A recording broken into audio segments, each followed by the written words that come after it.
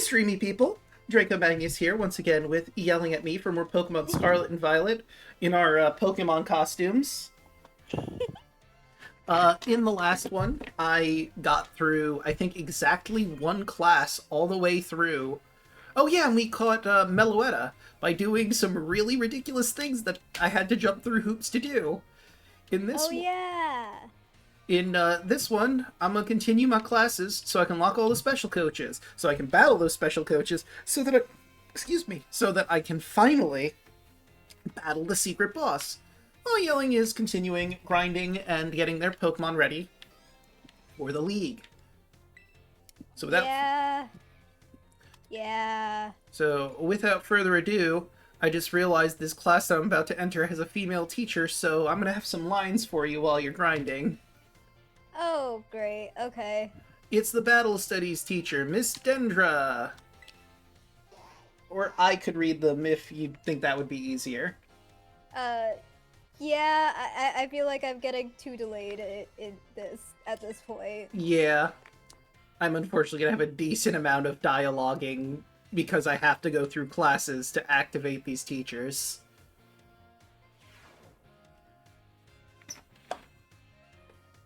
Another day, another round of battle study. Osu! Let's get right to it! Is everyone excited about the treasure hunt? I'm pretty sure that's over at this point, but maybe I'm wrong and it's still going on. It's always a great adventure. You get to take on the gyms, go to new places, run all over the place with your partner Pokemon. Oh yeah, I have Gyarados out as my starter, so he's just out here chilling around. I love that. And while you're running around out there, I'll bet you'll come across some big, shining crystals fairly often as well. Correct. I did. These crystals are actually collections of terrestrial energy that seeped up out of the ground.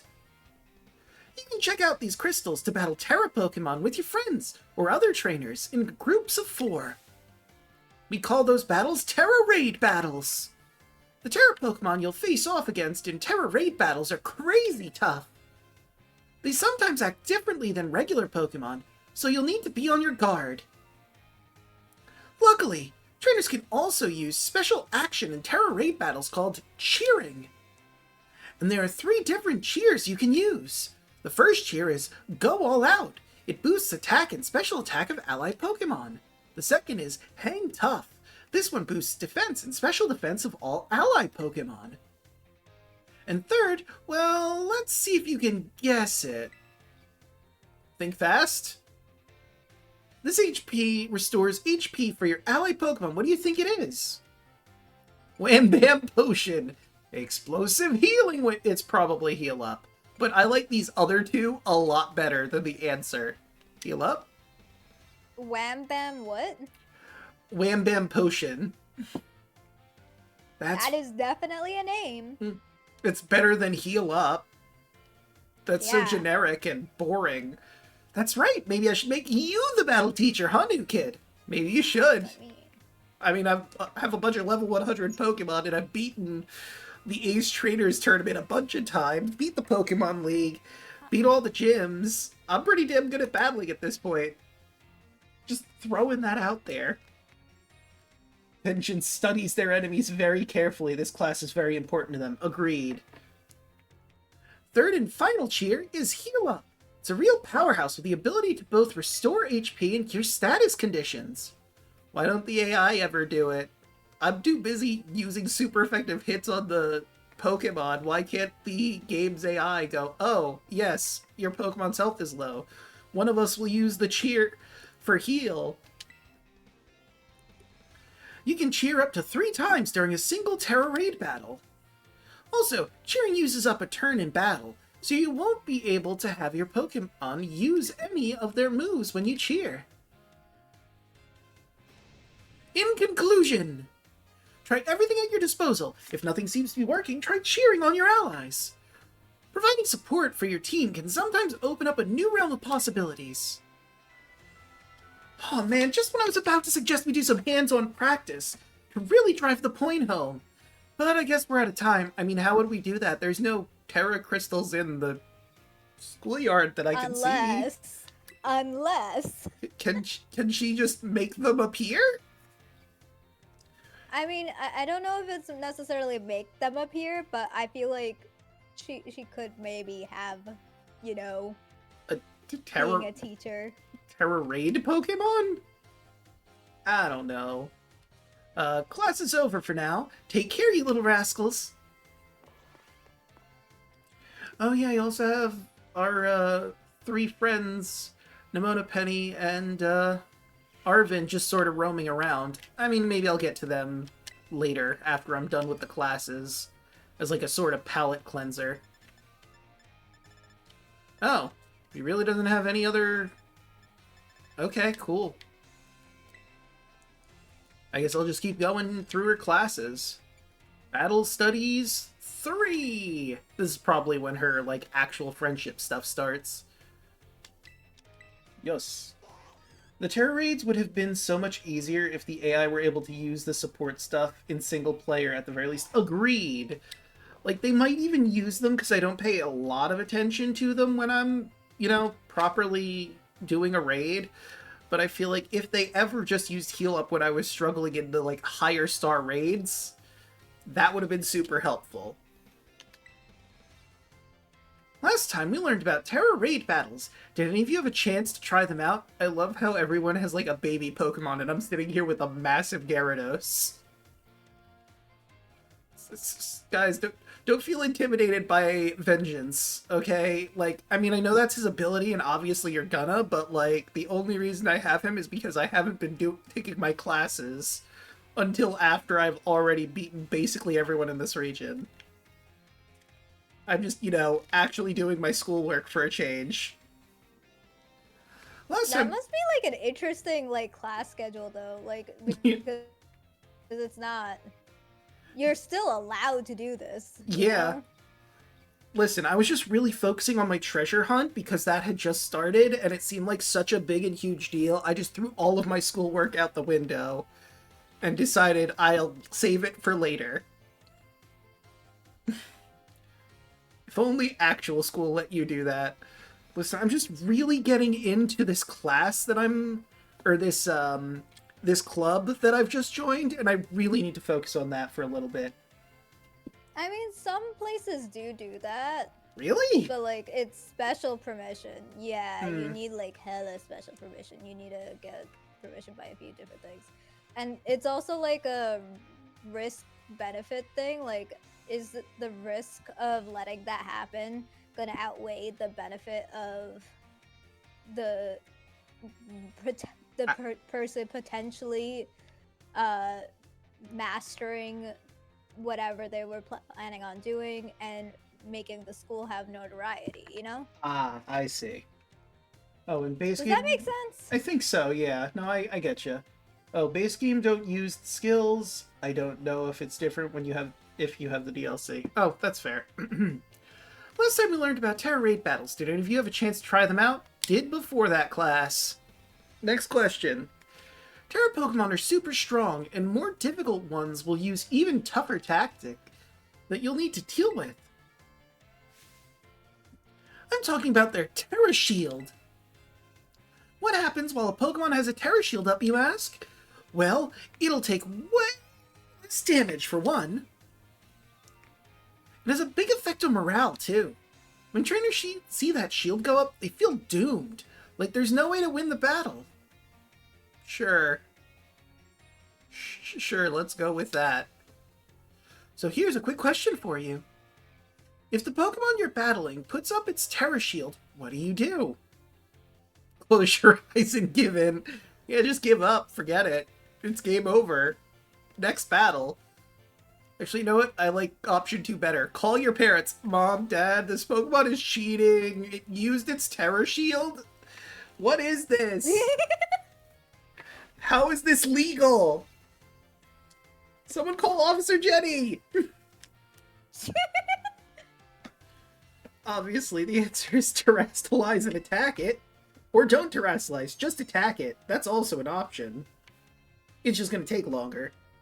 That's right, you're a regular Terra Raid Battle Master, aren't you, new kid? Yes.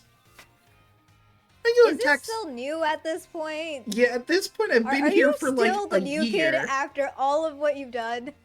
Maybe it's like a scenario where I'm the new kid until a new kid shows up. Are you telling me there hasn't been any new kids since you? Apparently not. I'm the newest kid here, evidently.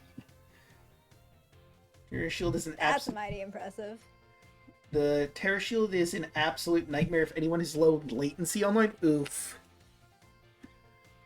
Regular attacks don't work. I believe that, actually. Yeah. Regular attacks don't work so well against Pokemon that have their Terror Shield up, but having your Pokemon terrestrialize is an effective method to overcome that issue. A terrestrialized Pokemon will do more damage to shielded Pokemon, especially if it uses moves that match its Terra type. Dealing enough damage to a Pokemon with a Terra Shield up can destroy the shield and break the Pokemon's stance. This means it's important to properly time your terrestrializing in Terra Raid battles. I mean, you can't even terrestrialize right away, so you'd have to wait a certain amount of turns anyway to do that, though. In conclusion, I'm just proving I'm a much better teacher than Dendra is right now at battling in Terra Raids. Am I coming for your job? I might be coming for your job, Dendra. As they say, fight fire with fire and Terra Pokemon with Terra Pokemon. I don't think anyone says that. Be sure to work together with your teammates to smash through your opponent's Terra Shield. Oh man, I was just about to suggest we do some hands-on practice to really drive the point home. Uh-huh. Oh, I just noticed that Nemona's Pokemon is also fully evolved in this class. Okay, so I'm not alone. It's the two basically top students that have fully evolved Pokemon. That tracks. But I guess we're out of time once again. Yes, Alpharat. Just mine is big. Draco Minimus, I presume? Yes, correct. You know, I said this like off stream before anyone saw these outfits, but this means now that I am Minum and Yelling is Puzzle, we can both use helping hands now.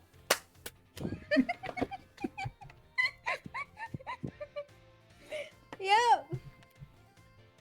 Next class will be our midterm exams. Aim for a perfect score, Osu.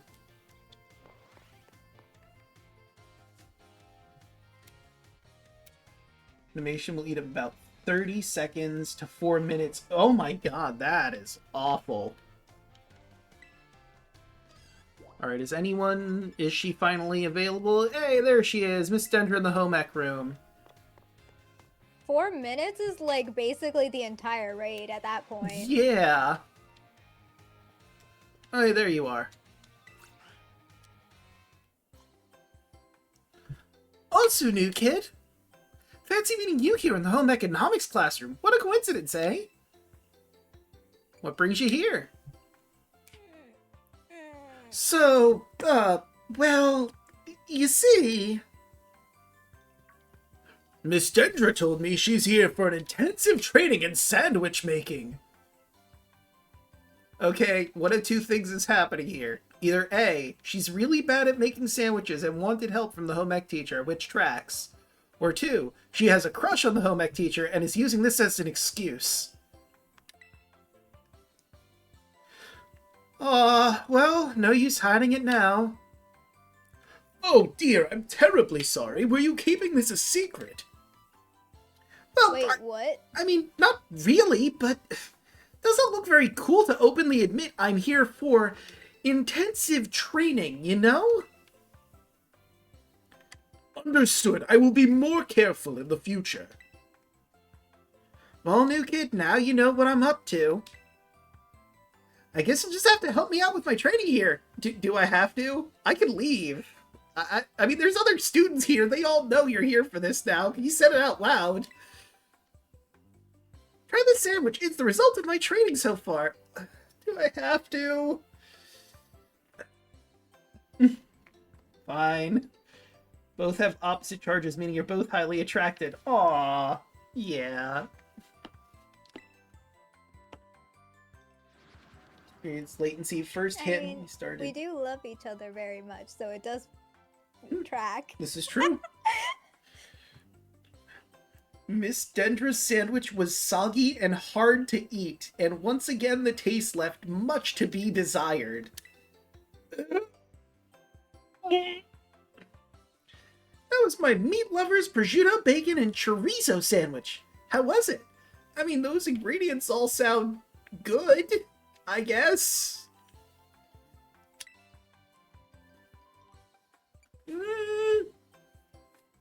I mean, both of these are basically the same answer, just one has a little more constructive criticism to maybe add a veggie, but it's a meat lover's sandwich, so of course it's going to be meat heavy. I hate both of these answers, but I guess I'll say it could use some more veggies, I guess?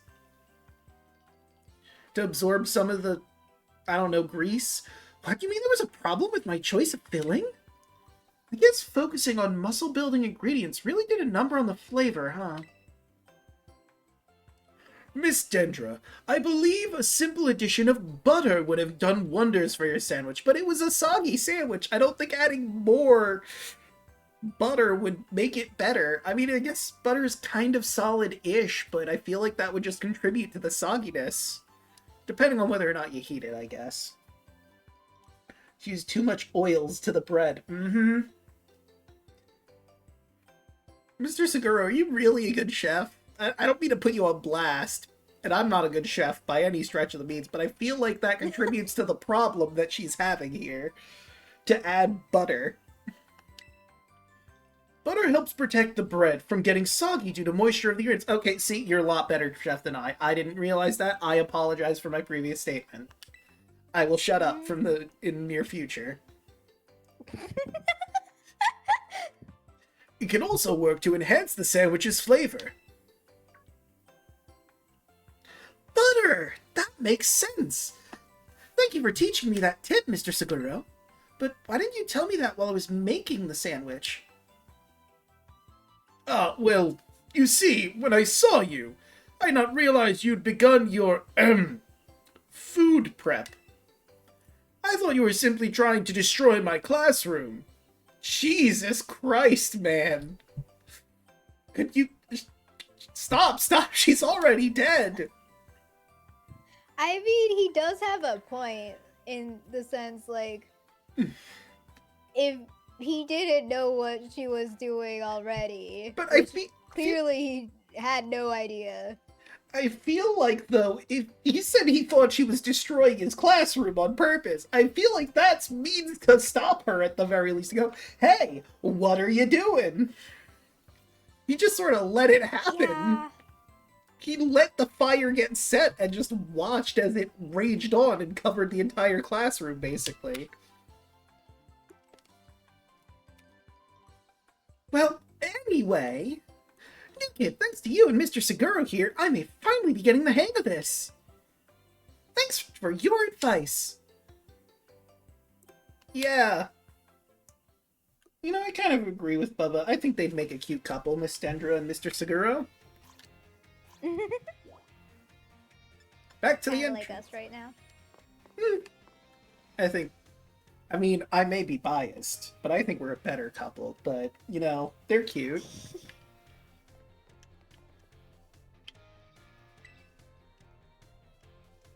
Alright, let's go to my Battle Studies midterm. Yes.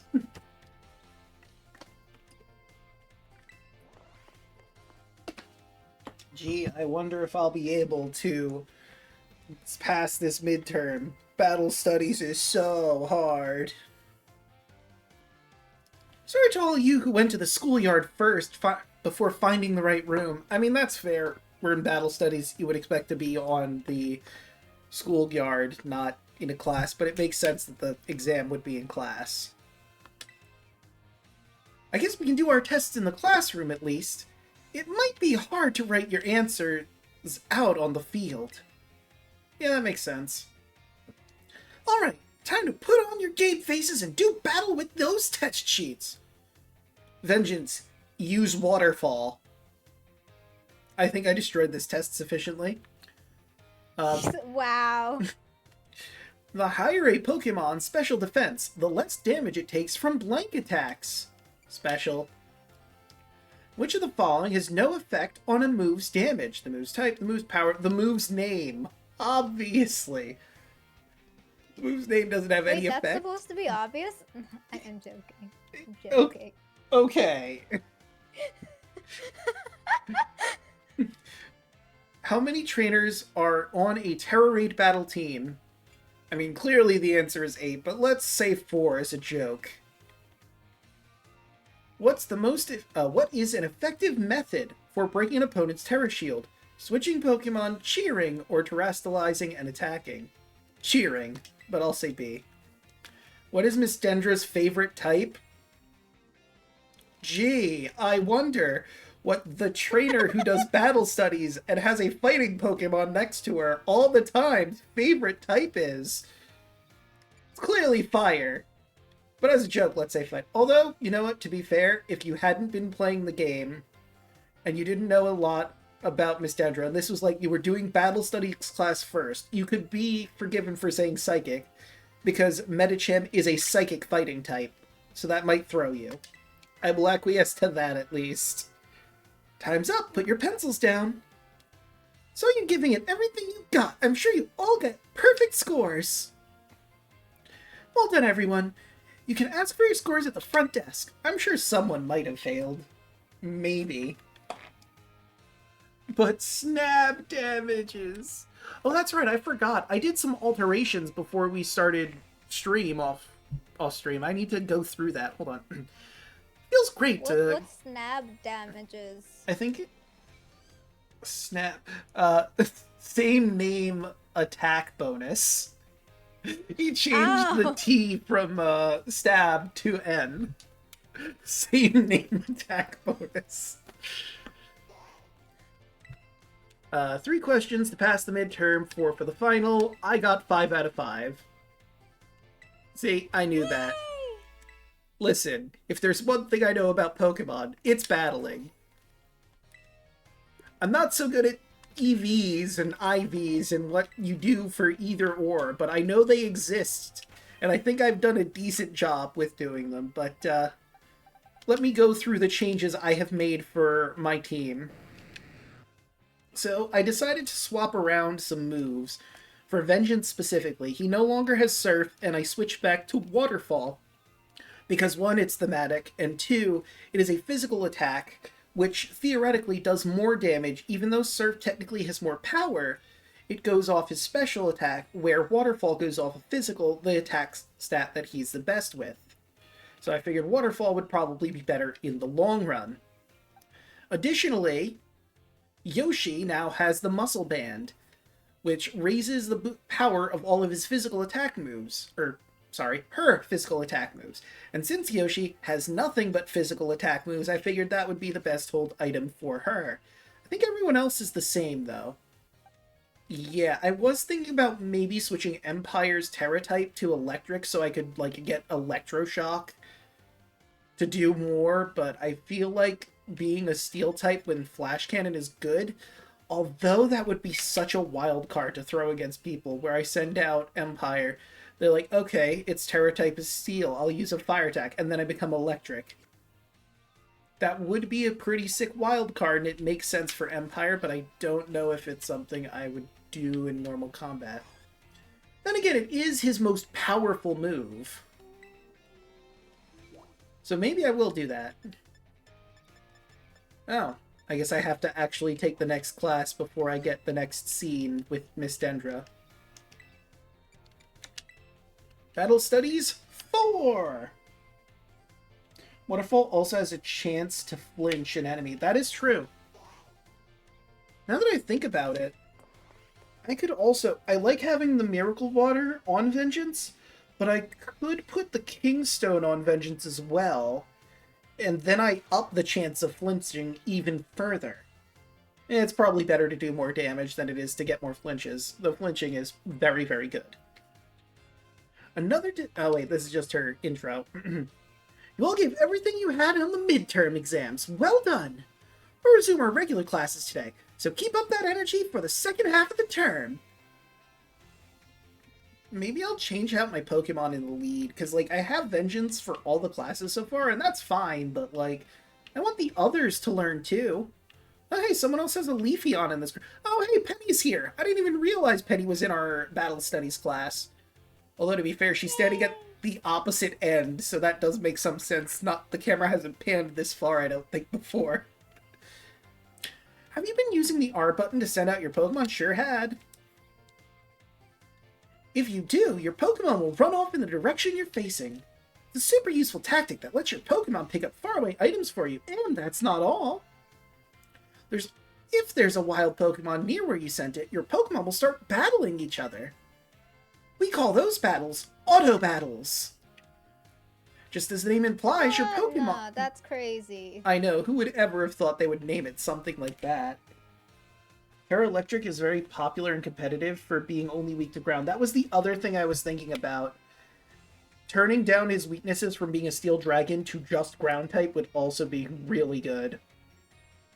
I might change her Terra type once we're done with this class. Just as the name implies, your Pokemon will be acting on its own during auto battles, meaning you won't have to give it any commands. And if your Pokemon wins, it gets EXP points, just like it would in a regular battle. Make good use of these battles. They can be a really efficient way to train up your party, don't I know it? But you want to remember that Pokemon won't evolve or learn new moves right away if they level up from auto battle. Also, if a Pokemon loses an auto battle, it'll come back with just a small amount of HP left. Make sure to heal it up right away. Oh, nice. Jordan, thank you. Hello. I'm with my lovely boyfriend here, Draco Magnius. Hello. I usually do art streams, but I also like playing games with my lovely boyfriend here. Whoops, I just did the whole class as a one-sided lecture. Does anyone have any questions so far? No. No, I'm good. No questions here. Great, you're all really good at this. I can't wait to see where you go from here. You know, I'm the only one who said I'm good with questions. The rest of the class might have questions. Okay, bye. Even during auto battles, our Pokemon are out there battling for us, their trainers. Keep an eye on them as much as possible, and if it looks like they're going to lose, be sure to have them retreat. Also, this goes without saying, but Pokemon with low HP are already worn out. They probably won't enjoy auto battles as much, so don't work them too hard, okay? In conclusion, auto battles only work if a trainer and their Pokemon have a relationship of mutual trust. Be smart with how you use auto battles, so you don't lose the trust of your Pokemon. Oh man, just as I was about to suggest we do some hands-on practice to really drive the point home, but I guess we run out of time as usual. You really should plan these lessons a bit better if you want to do practical stuff. And you know you go on for too long, try to cut your lecture down a little bit. It's not that hard. Funny thing is, the same thing happens in martial arts all the time. Yeah. Flashback to Vengeance, Great Swaths of Destruction once it evolved. Class is over for now. Take care, you little rascals. I just imagine I'm looking in the distance as... It wouldn't be Fortunate Son, but I'm just picturing all of the times Vengeance destroyed massive swaths of the map just from auto-leveling. Yes. Auto battles.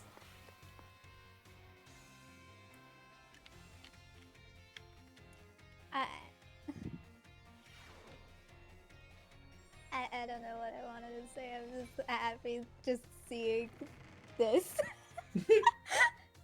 And then... I do love my floppy ears and that I can do this. I'm so glad that we made this happen. Yeah. It took a little bit of setup, but I'm really glad this worked out. Alright, where is Larry City again? Not Cuskarafa. Medali, there you are. I'm gonna quickly go to Medali to change Empire's Terra type, because after thinking on it, I think it's a really good idea to make her a electric Terra type. I will stand by the statement that I made about Terra terastallizing early on in this stream. It's an interesting idea, but, like, the best strategy 9 times out of 10 is just making your Terra type one of your Pokemon's type, because it gives you stab and then some. But when you do that, it becomes super predictable on what you're going to make your Terra type. At most, it's an issue of which type will they terastallize that your opponent has to think on. The only way to really make it an interesting thing would be if, like I'm about to do, you make your Pokemon's Terra type something completely different that a person might not expect. Although, admittedly, in this case, I'm making it an element that a lot of people would expect because Electric only has a single weakness. But they would have to assume that I would have something to capitalize on this electric typing, which they might not assume. Basco, what are you trying to do? My cat's around. Ah. Yes.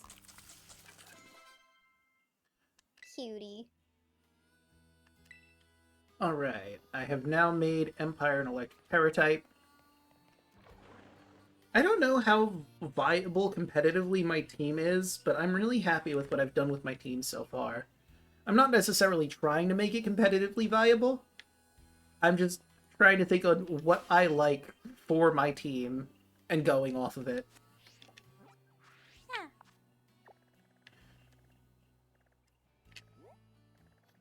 Okay, that's a Voltorb, but it looks kind of weird. Maybe it's just a graphical glitch or something. Tell the kitty chat says hi. Basco, they said... Oh, he's gone. Well, you'll never know that chat said hi. Tragic.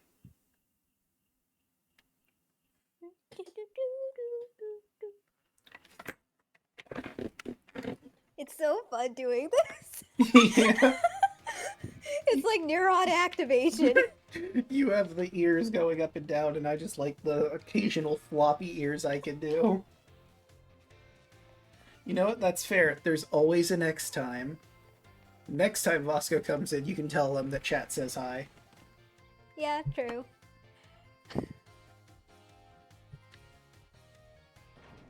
This is such strong neuron activation. Alright, let's see. Wait, she's in the nurse's office now? Okay. Did Dendra hurt herself or something?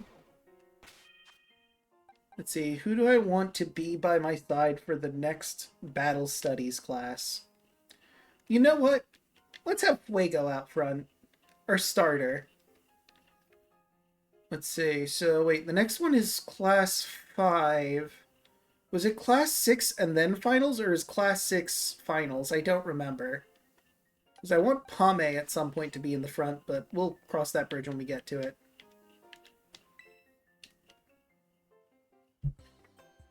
Hey chat, for the classes, is 6 the final? Or is 6 one you have to do and then the final? No way, no way, no way! Come on, Miriam, just try it! What's wrong? Did she finally get it? Oh! Did she finally make good food? Great timing, new kid! Nurse Miriam here won't try God. the sandwich I made. Oh, that's why you're here. Well, duh, I don't want to get a stomach ache. Mm-hmm. You won't. Probably. Probably? I still remember that sandwich you made me with meat filling and meat for bread. That's just a bunch of meat on top of each other. Is that even a sandwich at that point? I feel like that's just a smorgasbord of meat piled up on top of each other. That one really messed me up bad. I would imagine that's a lot of grease going into your body, I'd wager. I hadn't trained in the art of sandwich making yet back then. I was young and thoughtless and... Young and thoughtless? It was last month! So as you can see, I'm not getting anywhere trying to persuade her. Even after I went through that intensive sandwich making training, it kind of makes me sad. She went through intensive sandwich making training? I'm not going to say this because I'm not sure you should, but, you know, she worked really hard with Mr. Seguro. It didn't work out that time, but, you know, she learned a lesson and maybe she's applied that lesson. Oh god, maybe she's applied that lesson and made a sandwich that's nothing but butter. Oh no. She worked... Can't believe it's all butter. Yeah. The all butter sandwich. Ingredients: 2 slices of bread, butter. Just in all caps with an exclamation point at the end. She worked really hard at it. Ugh. I guess I have no choice if you got one of our cute little students on your side. So fine, I'll try your sandwich. Let's see it. Miriam, I'm so sorry if she does something horrible to your body with her sandwich. This is sandwich number 2. And I don't know what... It's just a tub of butter. It's just a tub of butter. This is my sandwich. No, like, you know how people, like, manage to fry butter?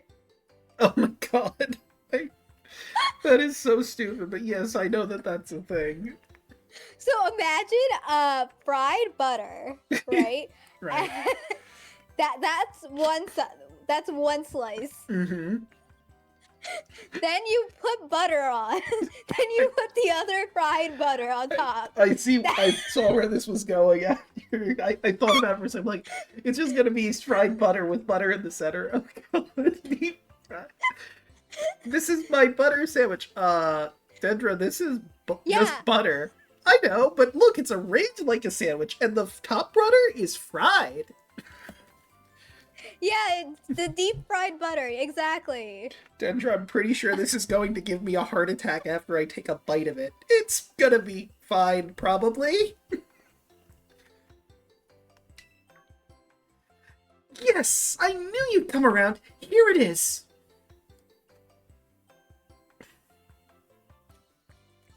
Okay, so it was good enough looking that she actually decided to eat it upon seeing it. That is an improvement. That is an improvement. Bread, stick of butter. Bacon, stick of butter. Bread. It's a little strongly flavored, but I guess it's not bad. Improvements! Yay! Woohoo! My training paid off! I'm so glad my sandwich pleases the great nurse Miriam. I look up to you, you know. You feel trusted by Miss Dendra. Thank you for trying it, and thanks to you, new kid. Hey, maybe you'll actually learn my name. No? Yeah, I didn't think so. And she's run off again. Made. That was weird. But that's just how Miss Dendra is, I guess. She's always coming to the nurse's office with some injury or another. I mean, she is the battle studies teacher. I imagine that's a pretty dangerous line of work. Probably overexerts herself a lot. They also... Yeah, I forget how they manage to deep fry water, but I know that's a thing, too. Oh! Why? Draco's like, what the hell is this sorcery? Why would you even attempt that? Oil and water don't mix! How is it scientifically possible? Why?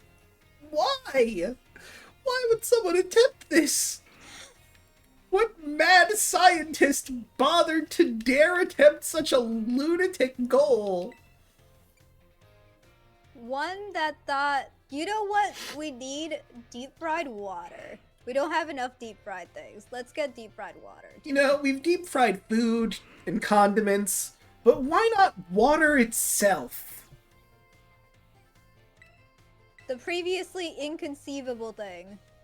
Yeah. Some people just want to watch the world burn or explode themselves, because that's what I would expect to happen in an attempt with trying to fry water.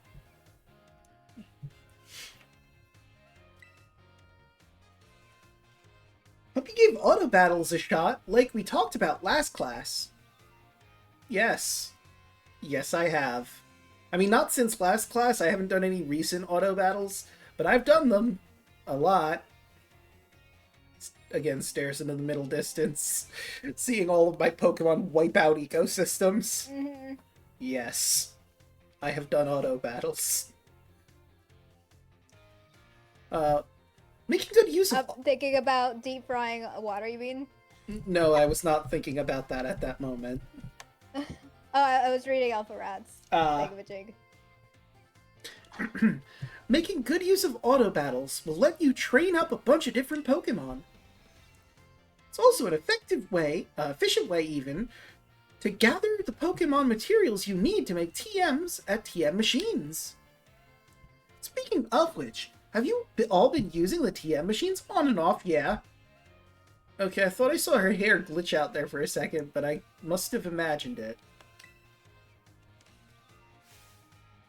I sure hope so, because it's pop quiz time! To create TMs, you need Pokemon materials, and one other thing. Can anyone remember what that is? Yes, I need health. You need health to make TMs. You need to make a blood sacrifice, as is common in Pokemon games. Yeah, so the algae is probably agar. Gonna be real. Technically not frying water, but a weird algae that is translucent and edible that can be made into a wrap to envelop the water. So you're basically... Have you ever had a raindrop cake? No. We need to get you to eat a raindrop cake. That's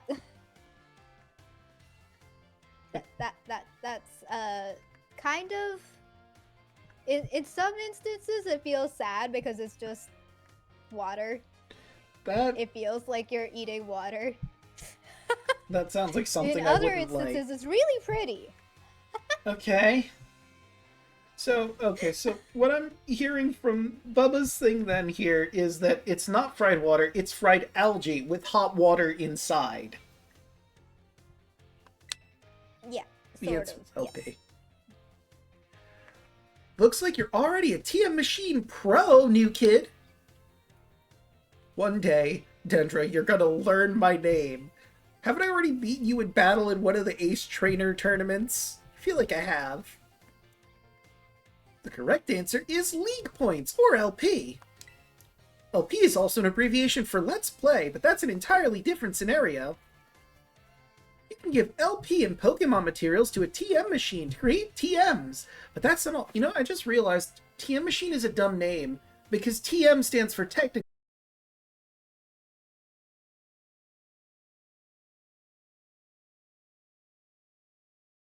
I literally just... Oh wait, I missed that then. But yeah, you get the point. Okay, there we go. OBS disconnected a little bit, but on my end. But yeah, I don't know if it cut out my revelation on TM Machine being a stupid name, or if it cut out where Yelling said what I said before.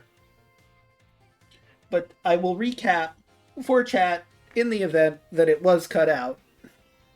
I thought you said TM machine instead of... I mean, ATM machine. No, that is what I said. I said, and I'm quoting myself here. You know, TM machine sounds really dumb because TM just stands for technical machine. So it is technical machine.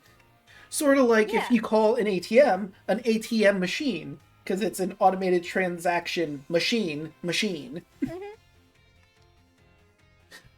But I digress. I will still say ATM machine sometimes. I don't get it, but okay. You can exchange Pokemon materials at the TM machine to get LP. Recently, I heard about some shady individuals getting LP illegally using a technique called hacking or something like that. Stares at Penny from across the schoolyard. Can you imagine what that's like, Penny? I don't want any... I'd imagine Penny looks at you as like, you better not say anything while you're looking at straight ahead, but still like slightly nervous, sweating. Just like giving her the side eye while staring, like looking at she's giving you the side eyes, like, no, don't you dare. I feel like both of us are like side-eyeing each other though, because we know exactly what happened.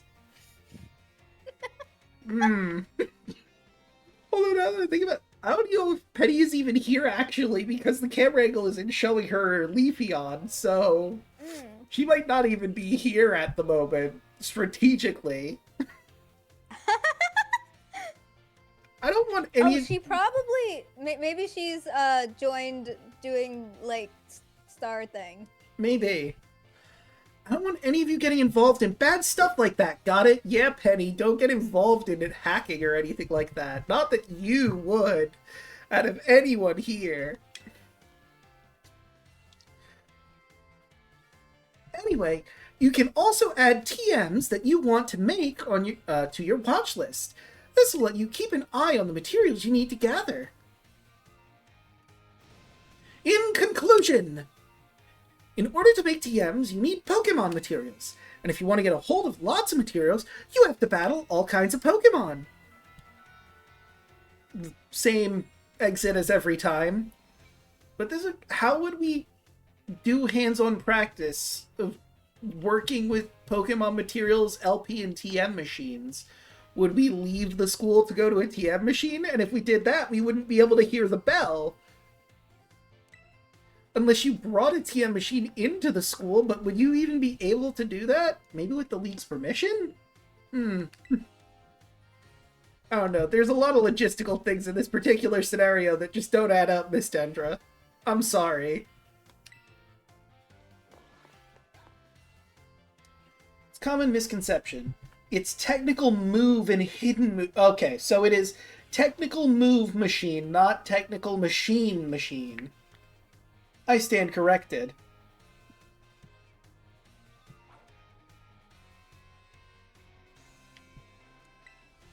Let's see, is Miss Dendra not around at all? Okay, cool. And she didn't mention that next time was the exam, so let's have Pame out this time.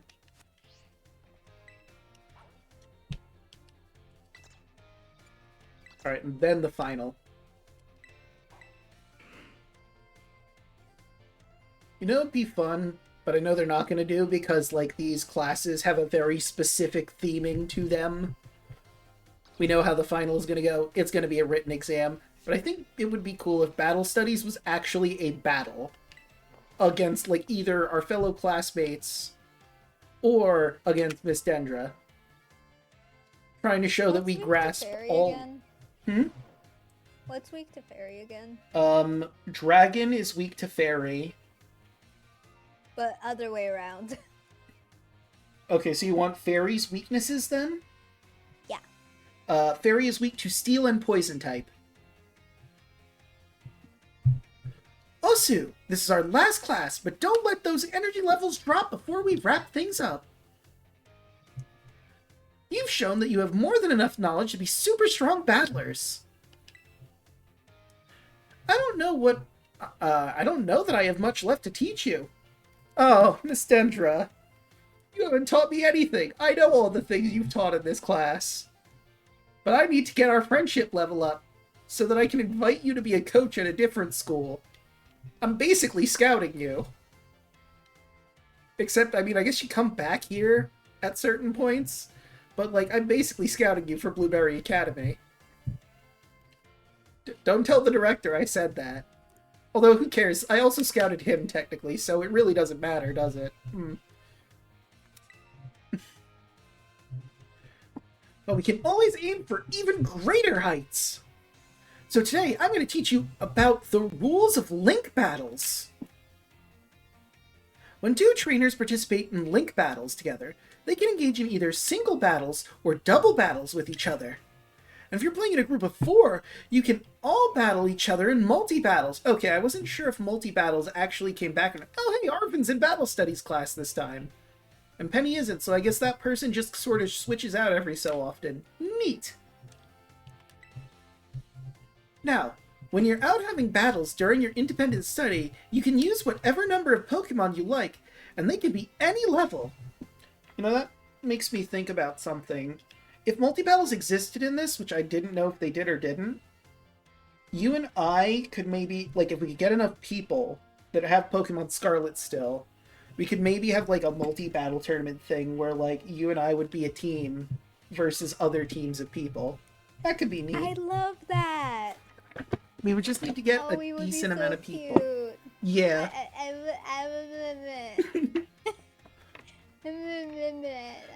want that. It would also be kind of cool if, like, I don't think we could, but if we could do, like, a custom image of, like, I know Pokemon Couple is a trainer type. Pokemon trainer couple, Draco and Yell would like to battle. Maybe we could do that for the promo or something. Independent study. You can use whatever number of Pokemon you like, and they can be any level. But in link battles, there are special rules to keep in mind. Some of these special rules involve adjusting Pokemon levels. Now, the no restrictions rule lets all Pokemon stay at their current level. It lets trainers use multiple Pokemon of the same species, and multiples of the same held items, too. But if you choose to use normal rules, all Pokemon will be set to level 50 for your battle, regardless of what level they actually are. Oh wait, that's a way we could do a battle with each other. If we do the restriction where all Pokemon are level 50, my Pokemon would be weaker, but they would be on the same level as yours, and maybe it'd be a more level playing field. Although I don't know how that affects our stats. Is leveling up, though. Yeah, but the way that the battle restriction works, all of our Pokemon get brought down to level 50. Or up to level 50, I think. But I don't know how that affects stats exactly, if it reduces their stats to what they were when they were at level 50, or if they keep their stats but they're at level 50, but that wouldn't really make sense. This even includes lower level Pokemon. They'll get a power boost to participate. Okay, so the stats do get affected by the fact that they be 50. Normal rules lets you use multiples of the same Pokemon species, and of the same held items, too. It's a great part about this rule set is that it lets any of your Pokemon participate. All they have to do is learn some good moves. Lastly, the rules set called Flat Rules mostly affects Pokemon over level 50. Such Pokemon will be set to level 50 for the duration of the battle. Flat Rules sets the Flat Rules set is the one often used for official tournaments. This rule does not allow trainers to use multiple Pokemons of the same species or multiples of the same held item. Alright, here's a question for you. Which rule should you pick if you want to use a lower level Pokemon and keep its level low? That would be normal, right?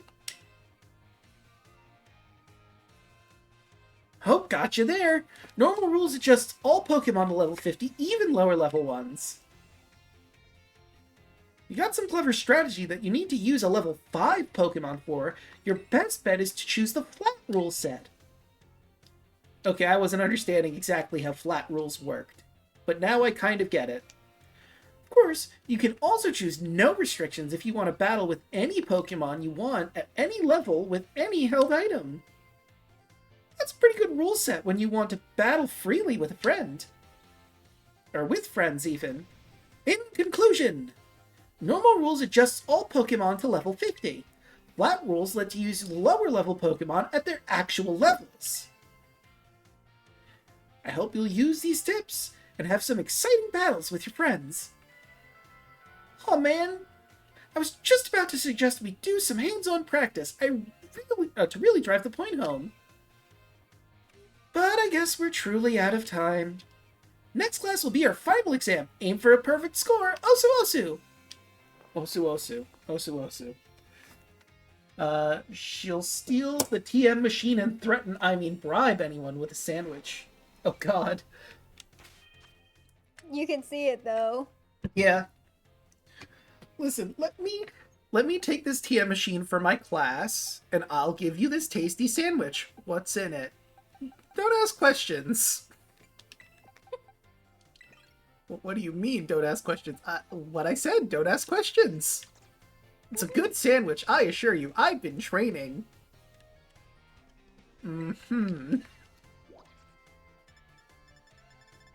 Okay, I'm guessing after the final is going to be the last thing with Miss Dendra. And then we get to move on to the next class, which is art. Draco. Yes. This might be a little needy of me, but could you put your arm around my shoulder? Sorry, say that again? Could you put your arm around my shoulder? I could do that. If my model wants to cooperate. Here we go. I'm happy. I'm glad. I'm very happy. Nimona must be going through battle withdrawal during this class. Yeah, I can see that. She's like, I just want to battle. This is battle studies. Why are we not doing any actual battling? This is bullshit. Sometimes low-level competitions are referred to light or baby cup. Oh, right, jar. Very much jar. I mean, listen, I could believe Moto would say bullshit. Jar again! I know. Final game day. Today's our final exam. Time to put on your game faces and do battle with those test sheets. Which cheer boosts all attack and special attack for allies during Terror Raid, rather. Out we go! I genuinely don't remember. Was it Go All Out? I think it was Go All Out. I might have to take this test again if I don't answer correctly, so I'm going to really think hard on this one. I'm going to put all my brain power into this. All of it. And... So much brain power. Yeah, I'm really thinking on this one. Using a lot of electricity in the process. Yeah, no, my neurons are really flying right now. And, like, I mean, you can't see it, but my cheeks, they're also sparking a little bit because of, you know... the answer, I believe, is Go All Out. Oh, I should have made our cheeks spark. That would have been cool.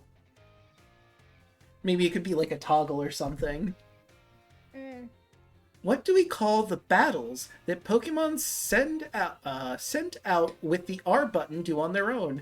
You can do it battles! I love that. It's auto battles, but I just like the idea of calling it You can do it battles! Like the guy in the lake or pond or whatever. Like, what was that movie? There was a movie where a what? guy... Really? On the PS5? Halo? Wait a second, this is from something else, but apparently Halo's going to be bumped. Oh, that's neat! It's Halo! It's one of my favorite... Like, I haven't played it in eons at this point, but I really did like playing Halo eons ago at this point. I never really got into Halo, but, Huh? I never really got into Halo, but I mean, I do have a PS5. I could theoretically play it. If/when it comes out. Please? Please? It'll be significantly different from my channel, but I guess I could do something completely different. Or I can borrow it and stream over there. I'm fine with that too. That's also an option. I mean, is there like a multiplayer campaign? Because we could like do that together potentially, but it would be like an on and off thing whenever you But I don't have over. a PS5. That's. Is there not? Well, I guess it's probably not. There's probably not like a split screen local play, is there? Like there used to be. I mean, yeah, I don't know if they'll do it again. Yeah, I don't know if modern technology is cool with doing that. Or rather, I'm not sure if the Sony Corporation is cool with doing that, but I mean, we'd have to see. How should you obtain LP? Take on gyms, exchange materials, hack the system. The answer is C, but, you know, I think we're gonna go with B. Although technically A is correct too, because I think you get LP from doing gym battles as well. I'm gonna go with B. Actually, wait, I could check the answer by thinking really hard about it. Yes, I was correct. High-level Pokemon... Am I a little bit... Oh! The That's planet. cool. It's from the Maximilian Dude streamer. I don't know that streamer, but that sounds cool. I have heard of him. I just can't wait to have, like... I know this is so basic for me, but I really like the alien-style stuff. Yeah. The alien-style weaponry. I would so very much love... Wait, is the Halo that's coming out going to be like a remaster of one of the older games? Is it going to be a new game, or is it going to be just a port of one of the games from, like, the Xbox that's modern? That is a good question. I forget, like, what... I haven't played the most recent one, because I think there was a more recent Halo, right? Recently? I think so. I think there was, like, a Halo 5 or something. I think the Halo that I'm used to is the one from, like, GameCube or whatever. I'm dating myself, eons.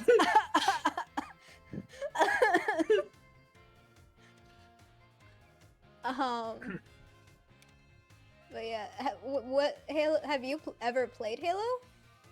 I think I have played Halo at a friend's house, but I don't remember which one it was. I think I have played or seen someone play through Halo Reach, because I know Halo Reach has the survive ending. Like, I know how it ends. High-level Pokemon are adjusted to what level when using flat-level rules in Link battles? 50. Halo Combat Evolved. Nice. The Halo game is called Halo Combat Evolved. I feel like that might be a remaster package of a bunch of Halo games, but I could be wrong. Halo Combat Evolved sounds vaguely familiar. When using normal battle rules in Link battles, you can use multiple Pokemon of the same species, and multiples of the same held items. I just know that's true. I had that lesson not too long ago, but because I have total confidence in myself, I'm going to think about it for a little bit, and yes, the answer is true. Time's up! Put your pencils down! So you're giving it everything you've got. I'm sure you all got a perfect score. Of course I did. My answers were flawless. Adjust glasses I don't have. Do you want a glasses toggle? No, I'm good. Because I can make a glasses toggle.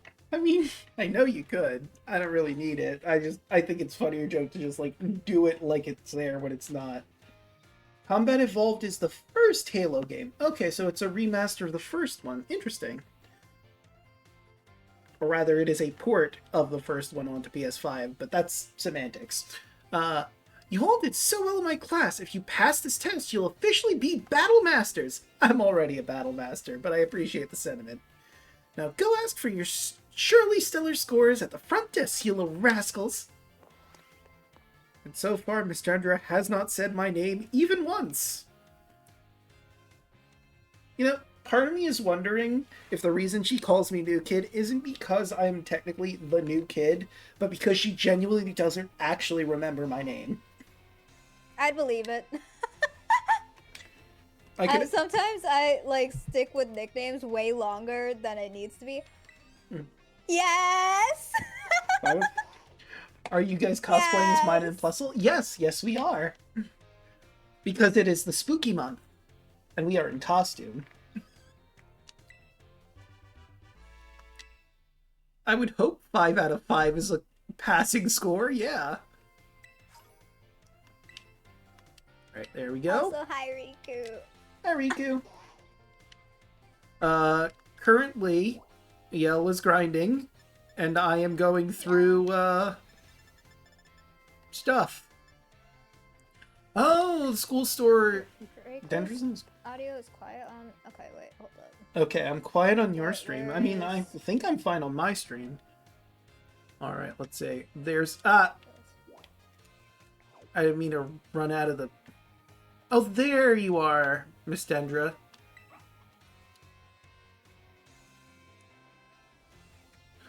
Also, new kid, you here to do a little shopping? I came to see you. I have literally never come to this store to actually shop at it. So you came to see me, did you? I'm here to check out the sandwiches they got for sale. The school store sandwiches taste great and have excellent nutritional balance too. What happened to your intensive training? Riku, is this better now? I don't know. Also, IGM has confirmed that Halo Combat Evolve is coming out on PS5. Neat. Alright, we're both good on my stream, Elfarat says. We don't know about how I sound on your stream yet. According to Riku, much better. Okay. Excellent. I guess I'm just not used to it yet. All that training kind of wore me out. I achieved my goal anyway, so I'm going to take a break from sandwich making for a bit. Oh right, I didn't tell you what my goal was. I wanted to pay Nurse Miriam back for everything she does for me. It was my way of saying thanks. She's so nice and skilled at what she does, I really look up to her. Okay, I'm changing now my shipping from before. I thought that Dendra and Mr. Seguro would have been a cute couple. Now I think Dendra and Miriam would be a cute couple, too. This is hard. Why not? Why not polycule? You know, that's fair. They could be in a polycule. So nice and skilled at what she does, I really look up to her. I wanted to try sandwich making so I could be skilled at doing something for other people like she is, but guess I just wasn't cut out for it. What I am cut out for, though, is being full of energy, so I decided to focus on that instead. Like I said in class, I think people in Pokemon should make their strong points stronger. Really helped me out, new kid. Take this as my way of saying thanks. I still won't remember your name.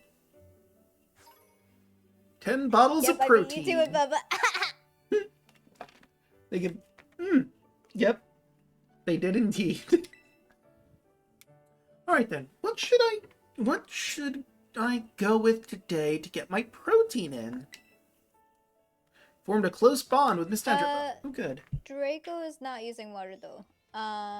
Warudo? You're using BC face, right? Yes. I don't know what a Warudo is. Aside from Warudo Zawarudo. another... No, not that one. Zawarudo! Warudo is another like streaming thingamajiggy and is a lot more whatchamacallit, robust. Huh. It has a lot of bells and whistles. Gotcha. You can do a lot of like custom things. It's VC Face doesn't have as much functionality in that aspect. Okay. Oh, I'm about to take my third art class. That is not a Pokemon! Dio Brando? Nani? Not gonna lie, when you said Polycule, my brain When Polycule become a Pokemon? We need the Polycule Pokemon. Never knew it had hand tracking. Oh, no, yeah, no, that would go hand against traditional Japanese like norms. They wouldn't do that. Boo! Japan, be cool. You know I'm right. I know, but Japan, be cool. Okay, just be cool. All right, Hassel, I think is German. Hello, class. It is I, Hassel, yet again. In our previous class, we discussed what beauty is, which might have been a little boring for you. So today I thought I would mix things up a little to pique your interest in art. Allow me to introduce our special guest. Aww, Fizzlegibble! So how he's using hand tracking right now is using XR animator into VC Face. Yep, I'm using 2 programs to make this work. This is Professor Gibble, an assistant lecturer for today. He is the cutest professor on the campus by far. I think Pikachu is also technically a professor, but that Pikachu's got nothing on Gibble. I am biased. And also a detective. Yeah, but I don't think that Pikachu was a detective. China would be the closest Asian culture to have polycules? Now then, Professor Gibble, if you would be so kind as to terrestrialize for us. Wait, what?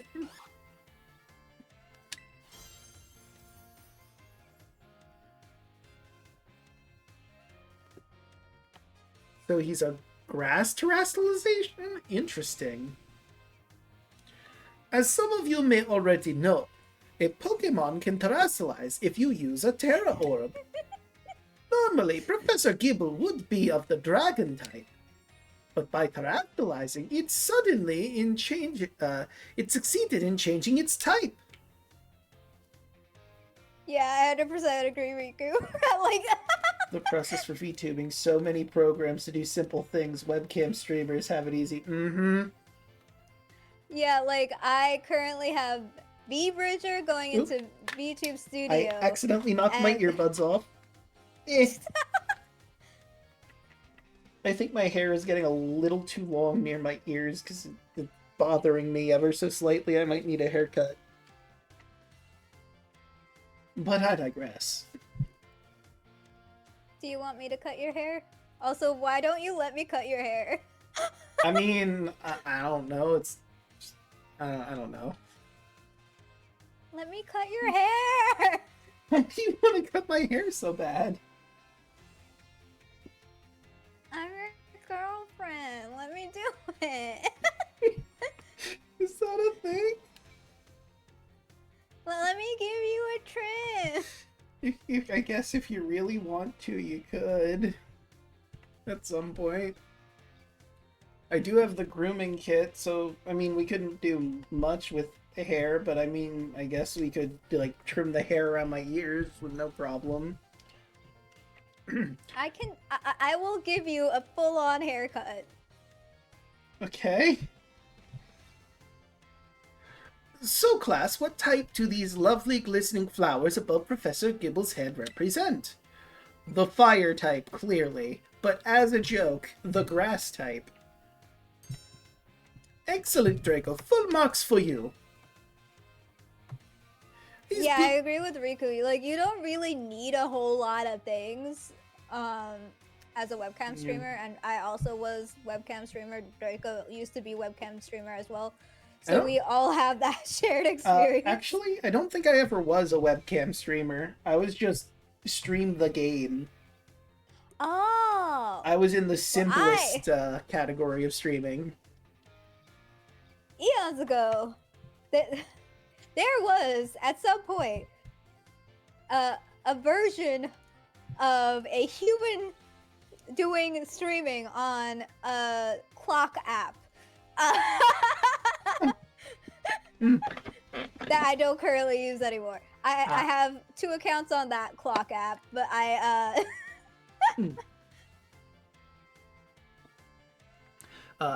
These beautiful flowers blooming over Professor Gibble's head show that it has now become a grass Pokemon. The shape of the Terra Jewel above a Pokemon's head depicts the Pokemon's Terra type. So is there, like, an art part of this lecture, or are we just talking about Terra types like this is Battle Studies class? To summarize, if an opponent's Pokemon terrestrializes during battle, observe a Pokemon's Terra Jewel closely to see which type it has become, and choose effective moves accordingly.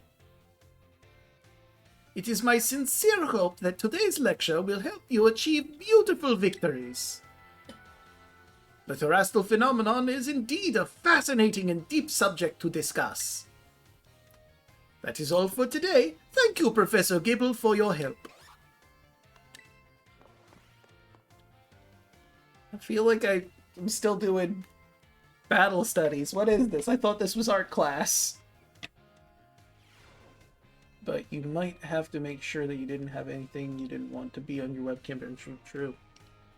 yeah, so like eons ago in another universe, Yell was a human streamer on the clock app and did like kept all the streaming content on one section of their room.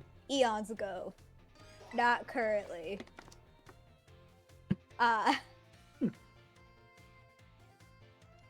You could probably still find that stuff because it is really annoying to copyright claim stuff that if it's privated. So I kind of have to keep it up, which is annoying. I want to take it down. Yeah. Hello, class. It is I, Hassel, yet again. You know, I guess I'm too JoJo brain because as soon as I read "it is I," immediately my head, "it is I, Dio." Can't believe Dio is teaching art class all of a sudden. I've been told that my previous lecture about the terrestrial phenomenon was very well received. Really? Okay. Thank you all for your kind words. So y'all don't want to actually be in art class. Y'all want to be in battle studies class. No, I get it, I guess. But I mean, this is art class. I kind of was expecting, I don't know, to maybe paint something or do some drawing. But no, we're talking about terrestrializing, I guess. I also call people flesh tubers. I have heard that term. It's... I don't particularly like the term flesh tuber, but it is the term people use. Sometimes a friend who is a VTuber refers to webcam uses flesh tubers, and it makes sense so wrong. Agreed. I don't know why. I mean, I know it's not. I know what it means. But I feel like when I hear flesh tuber, I think of something disturbing. Like... I don't know what it is, but just something rubs me the wrong way about the term. Like horror-like or like, Like horror-like, yeah. I've never heard that term before. I love it now. I'm gonna use it. Oh, well, there we go.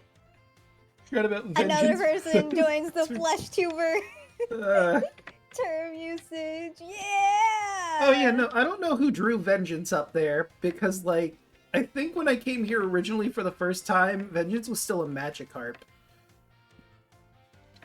In fact, Miss Dendra specifically requested that I impart even more battle knowledge to my students. Oh, so what you're saying is Miss Dendra is pushing her job on you, Mr. Hassel. Don't do it, man! It's her class to teach! Let her teach her damn class! So I've decided today that we will look at take another look at how Pokemon can terrestrialize. Do we have to? And of course, here is Professor Gibble to help us. Hello, Professor Gibble. Now then, Professor Gibble, if you would be so kind as to terrestrialize for us. The funniest thing just happened. What? So you know how I have Flareon out right now? Correct. Guess what the move that Golduck used? Amnesia. Nope. Zen Headbutt. Look at Flareon's current type.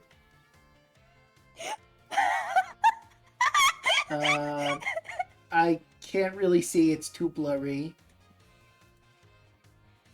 It's a water type. Oh, what's that move? I know. Golduck turned Flareon into a water type. My god. That Golduck is playing some real 4D chess with you right now. I just find it so hilarious. Fire water type. Soak. That's right. I was thinking liquidation, but I knew that wasn't correct. Thank you. Soak is the move it used. Now then. Now what do we have here? Last class we saw grass-type terrestrializing, but this time we have something of a different shape. Observe I'm gonna be right back.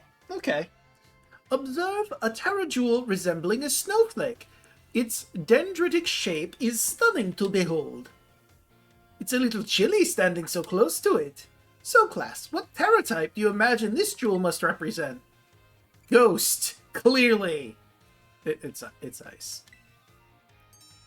Excellent, Draco. Full marks to you. Is our class just going to be identifying Terra types from now on? Also, a Gibble with the Ice Terra type doesn't make sense. It can't learn Ice moves as far as I know, unless it can learn Ice Fang, but I don't think it can? I mean, I guess in this case, like, if you're battling another Dragon Pokemon, changing your Terra type to Ice makes some sort of sense, because it would make the Dragon move less effective. But you wouldn't really have any moves to capitalize on your new typing. You would just be using Dragon moves and doing less damage with them. Because you're no longer a Dragon.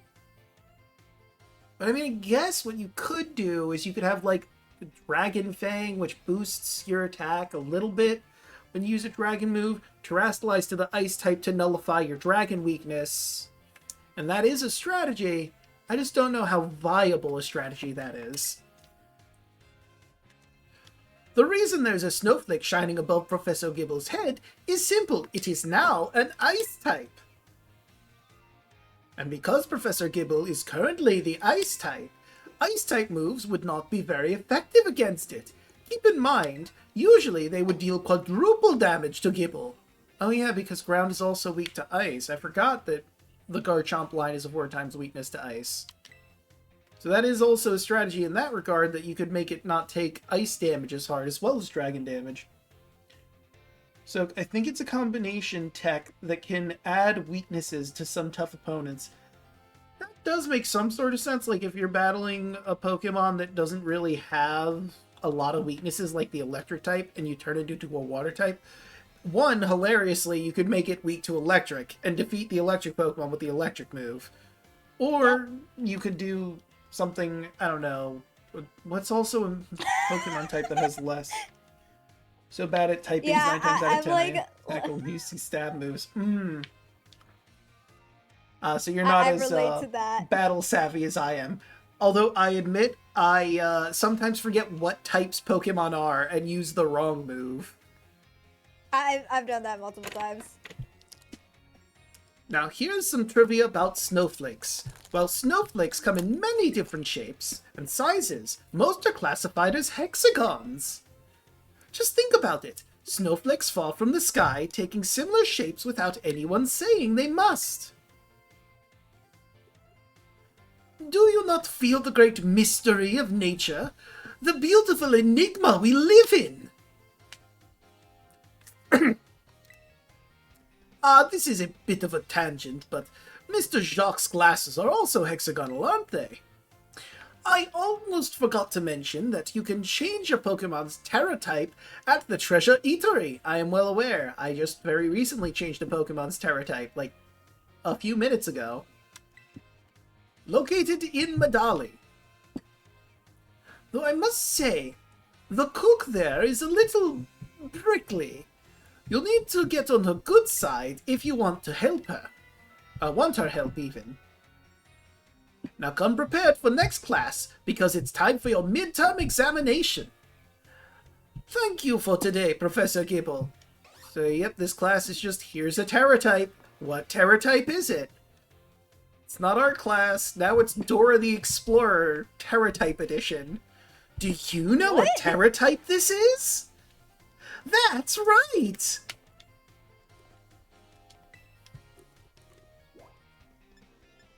I mean, not all Terra types match, right? I feel like they all make a lot of sense what they are based on the art. I meant, like, not all Pokemon have the same Terra type as their... Well, yeah, but we're just getting... Hassel's class has devolved into Professor Gibble, Terrastalize. What Terra type is Professor Gibble? That's right, it's the Ice type. That's right, it's the Grass type. Use Freezerdry? Best fight is when you're the underdog, e.g. Freeze Dry. When you're the underdog, a fire type fighting a water type and killing it with a fire attack. That is pretty sweet when you can manage to do that. Freeze Dry is a newer ice type move that's super effective against water type specifically. That's interesting. I've also never heard of it. Hello there, Draco! Sorry, go ahead. I think my Glaceon has Freeze Dry. I need to double check after this raid battle, but I Interesting. think... I would say, like, that's an interesting move to use, but the problem with it is you could use Freeze Dry to be super effective weak against a water Pokemon, but you could also just easily use an electric move or a grass move. Did you read what Riku just said? No, I was just looking at something. Professor Gibble? Wouldn't he be a human or a teacher type? FYI, I have an ad so I can't see or hear anything. Ah, well. So, no, Professor Gibble is a Pokemon. A Gibble, to be precise. I tried... Ad should have ended on my end. I don't know if it's ended on your end. I also don't know. I will need to look. Boop, boop, boop. Which means your camera's gonna go away for a second. Riku says he's back. Ah, well, never mind. I don't have to. It's for catching opponents off guards. I mean, I guess that tracks. But, like, let me give you an example of why I feel that's not super great of a move. Let's say, hypothetically, you're battling a Gyarados. Gyarados is a water-flying type. As a flying type, he's already kind of weak to ice, I think. Actually, no, he might not be. Hold on, I have to look this up now, because now I don't know if my example works. Hold on. Gyarados. Weakness. Electric type attacks, blah, blah, blah, blah, rock. He might just be resistant to ice, so never mind. Freeze Dry makes sense. You would use it on Gyarados. If I am correct in my assumption, now that he actually does have at least neutral damage to ice. Which destroys my entire point, so disregard if that is indeed the case. Where is his weaknesses on this sheet? Okay, here we go. Weak to rock and weak to electric. He takes normal damage from ice. Okay, so yeah. Freeze Dry would be a way to super effective attack Gyarados with an ice-type move. Point retracted. I still feel like you could catch someone off guard with it, but I feel like it's not the best strategy you could go with. But I don't know. Gyarados is weak to Thunder. This is true. Gyarados is also weak to Rock Slide. And I would say Gyarados is technically weak to Thunder. If you can hit him with Thunder, that is, because Thunder is only 70% accurate. In Yellow, I used to beat Sabrina's Psychic Gym with Hitmonchan. That is wild, and probably really difficult, but I digress. I tried to visit the schoolyard from time to time. It's good to see young ones with so much energy and vigor. You think so? Oh, yes, indeed. Just watching is enough to make even an old man like me feel more alive.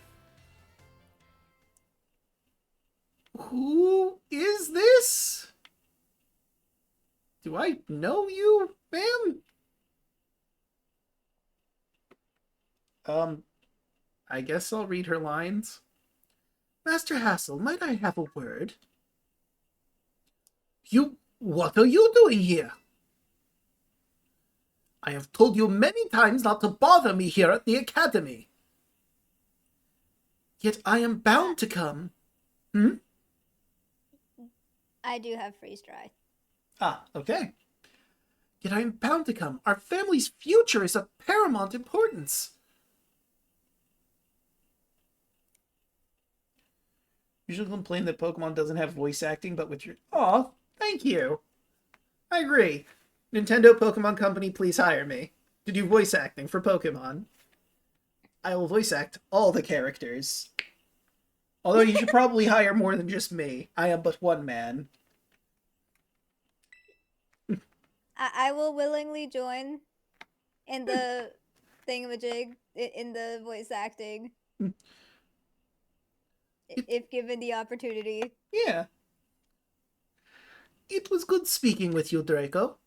Something important has come up, so I must excuse myself now. I became closer with Mr. Hassel. Let us discuss this matter elsewhere. Come. She looked like a dragon trainer, that lady.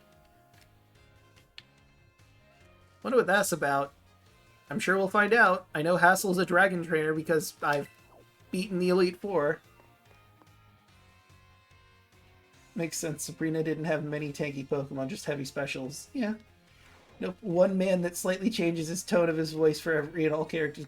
That's true. I am multifaceted. I don't, like, it's been a while since I've auditioned, but I don't really audition for female roles because I feel bad about taking roles if I were to get them from, I mean, ladies. Like, if you are the voice for the role, regardless if that's the, like, you're still the voice, you know? I guess. It's just, like, I don't want to be taking roles from, like, there's certain roles I won't audition for just on principle. Like, I wouldn't do a role for, say, like, a black character or a Latino character because I wouldn't want to take roles from those voice actors. Yeah, that makes sense. And the same principle applies to ladies. Could I do lady voices? Yes. But would I want to take those roles from lady voice actors if I were cast over them? No.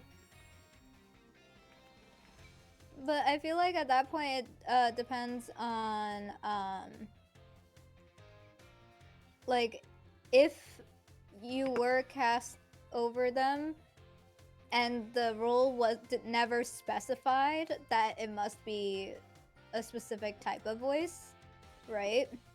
Right. Like, it must, like, if they say it's feminine instead of female, right? That'll be right. I don't know. I mean, here it's one thing because, like, I'm streaming. Obviously, I'm not taking roles from anybody, but it feels a little weird. Stream died on my end for a second. Oh no! But hey, at least you're back, Bubba. I do hope you're all ready because it's time for your midterm exam. Focus and do your best. We're not going to be drawing anything, are we? And begin! Nope, we're just doing more terrestrialized quizzes. Cool. What is the name of the gemstone that glows over a Pokemon's head when they terrestrialize? Ah yes, the Terra Stones. Collect all 10 of them, or all 5 of them rather, and you can control the universe. Terrajewel. When the answer to question 1 is the shape of a flower, what does it represent? Grass. What shape are most snowflakes classified? Okay, at least this is different. It's a hexagon. Yeah, like, female voices are very frequently picked for male child characters, like you said. Like, the voice actress for Ash Ketchum, for example. True. She is a female. True. Where's the eatery that allows you to change Terra type? Kabapoko. Lavinica. It's Medallic. What makes something beautiful? Its shape and color. The eye of the beholder. I don't know. Or there's no correct answer. So what do you think? My artist. What makes something beautiful? Its shape and color. The eye of the beholder. I don't know. There is no correct answer. I think it's the eye of the beholder. Yeah, I mean, that's what I would think, but I could also see the viability of the there is no correct answer. You know what? I'm a cheat. I think it's... I forget if it's... I haven't done it anyway, so I wouldn't know, but... Let's see. History, language, battle step... Goku is also? I didn't know Goku was also. Oh yeah, Goku's voice actor in Japan is a lady. I don't think the American voice actor is a lady. That's probably why. Okay, and this is our class answers. The answer is there is no correct answer. But I feel like I had a feeling. The eye of the beholder is, like, also the correct answer. I feel like both are technically the correct answer. Because beauty is in the eye of the beholder is a phrase for a reason.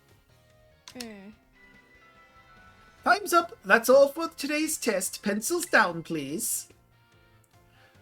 I would rather not have students worry about passing or failing in my art class, but Tests are tests, after all. They sure are. That is a statement that is true, I suppose. Anyway, good work, everyone. You can check your results at the front desk.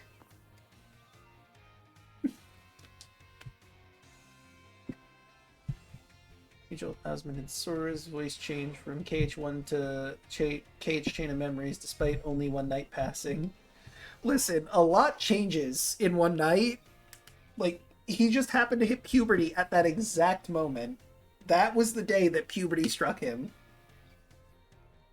Goku in Japan is female and his English is male, but I don't think Goku was originally intended to have a deep voice like in the English dub. That's probably accurate, yeah. Believe it's same person for his child form and his adult form in Japanese. Oh gosh. I hate when I didn't even like I hate when Miraidon pre-falls. I hate that. Aww. It always scares me. Aww. Luffy has a female voice actor in both English and Japanese. Huh. Never noticed. Luffy's female? Yeah, Luffy's voice actor is female. The voice actors. Luffy is male. Still. But, yeah, I never noticed. Would not have guessed that, gonna be brutally honest. Alright, let's see. Where is Professor Hassel? Is he anywhere? He is not. Alright, I'm almost done with my classes. I just need to get through 4, 5, 6 and finals for art, and then the entirety of home ec, and then we're done with classes, I promise, chat. And then we can start doing some battle with the special coaches. Oh, and I can also talk to my friends that are just sort of around that I haven't really talked to. Should I sit in your lap? I mean, you could. Nothing's stopping us from doing that. That is true. It's gonna... A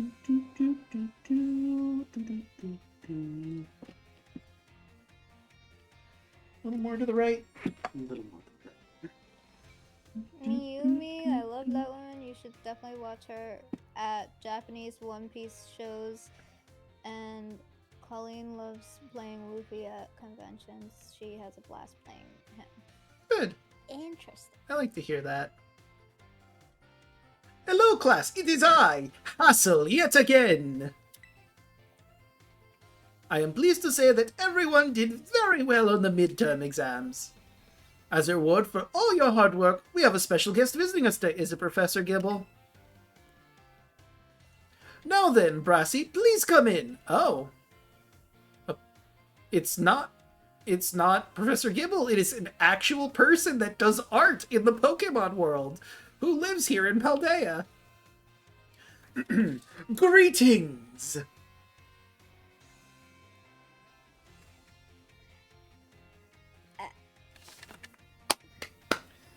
I am Brassius. I am an artist, and I focus exclusively on grass-type Pokémon for my work.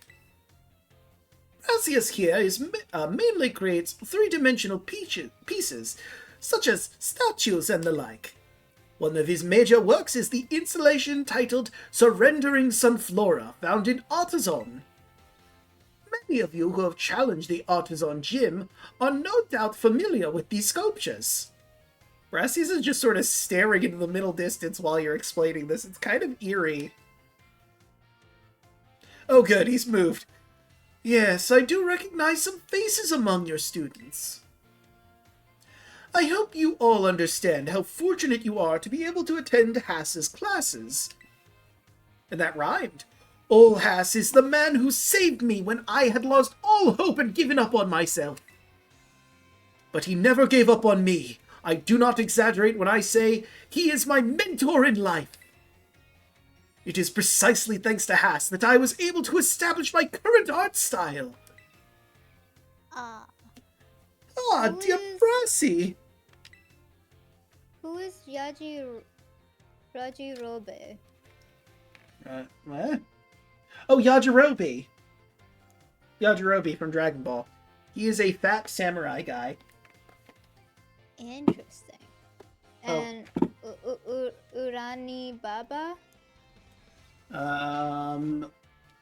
I think that's, I think her name is Also Fortune Dragon Teller Ball. Baba from Dragon Ball. Ah. In English.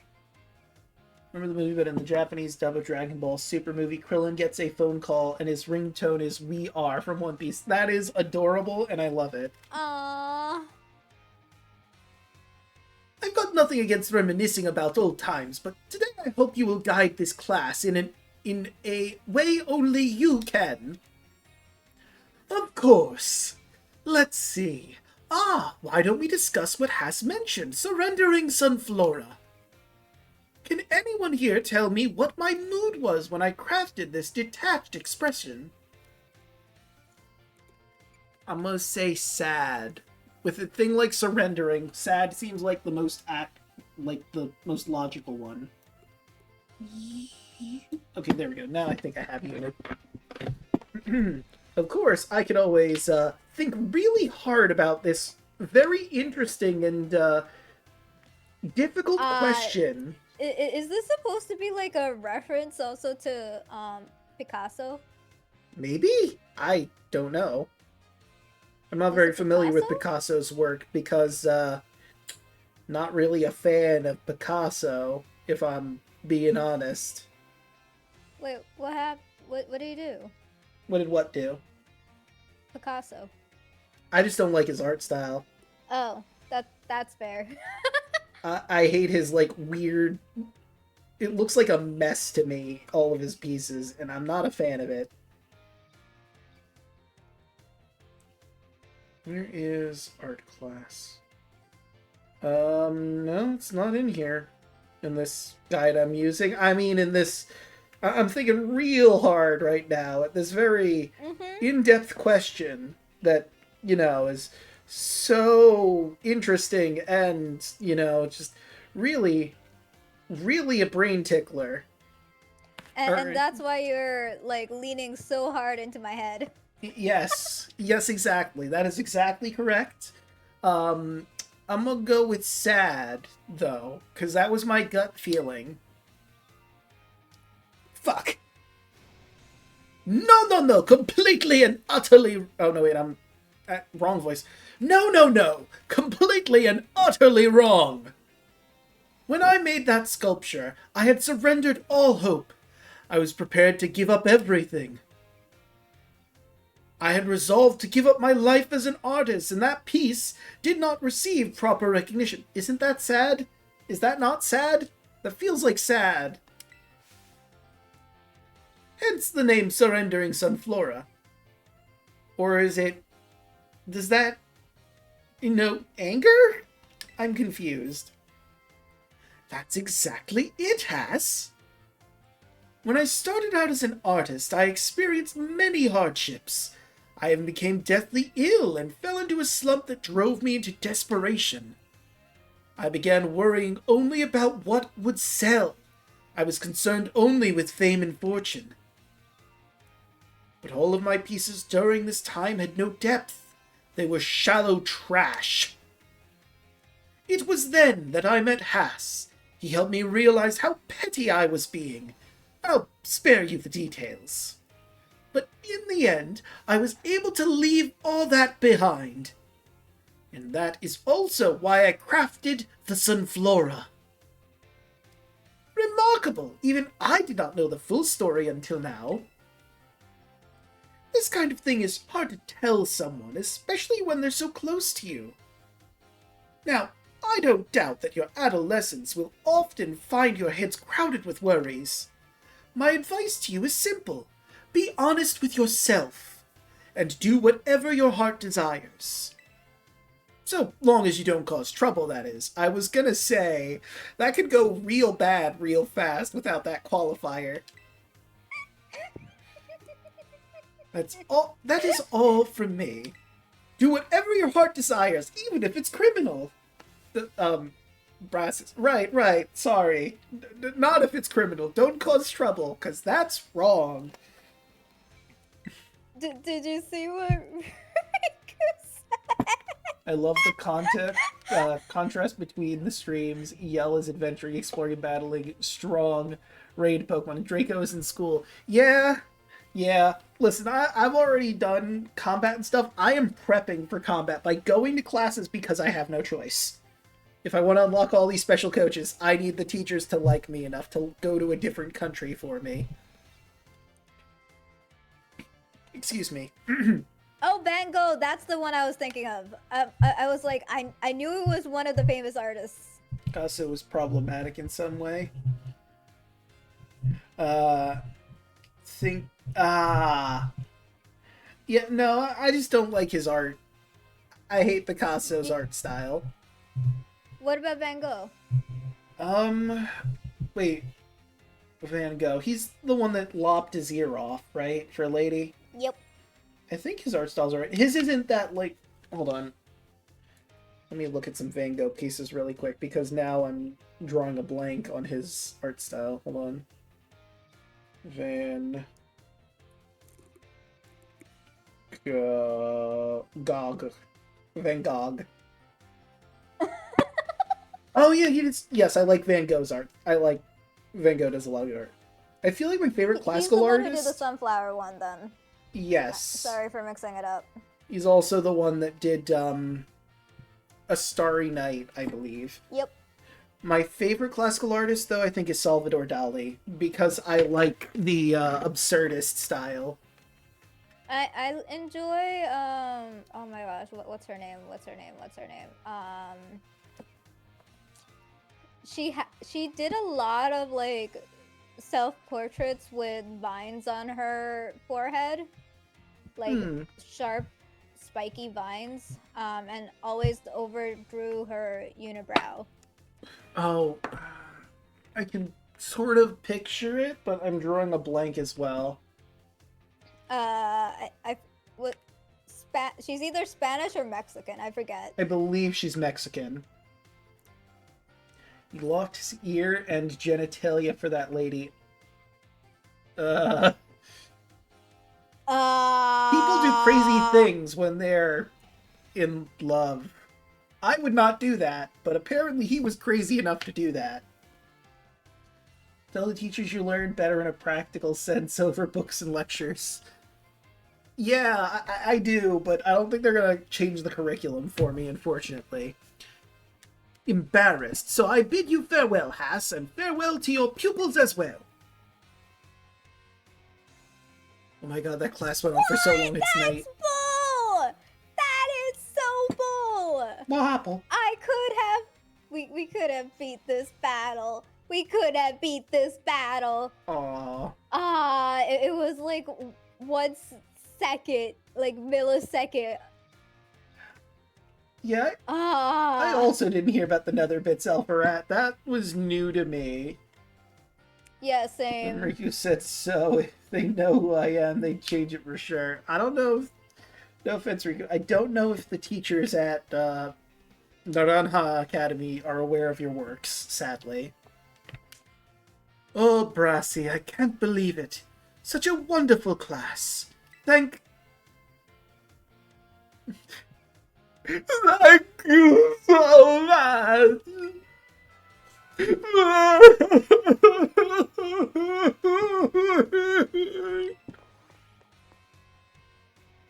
Right, I forgot how emotional Hassel is. Ah, I see. Alright, what's Hassel doing? Is he anywhere around the school so I can continue the plot of his thing? Oh, yeah, he's at the... he's here. He's here in the entrance hall. Alright, Hassel, where are you hiding? Yes, make sure that they know that Riku is a postgraduate at Naranja Academy. Will do. I'll see what they say. I gotta find Graduated Hassel. like 3 years ago, so probably should know. Yeah, you probably... did you take any of Hassel's classes? His art class? It's not great, I will be honest. It doesn't really even focus on art. It focuses on, like, Pokemon battle mechanics over art. Except for that last lecture. That last lecture was pretty good.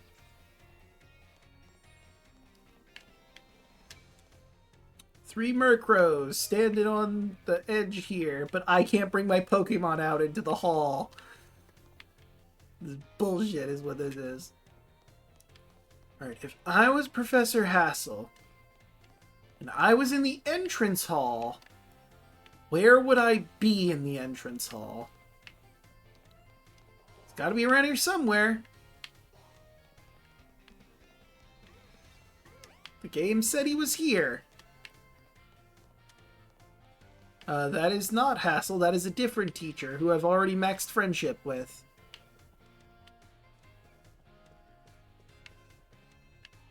That kid is sleeping in a study desk.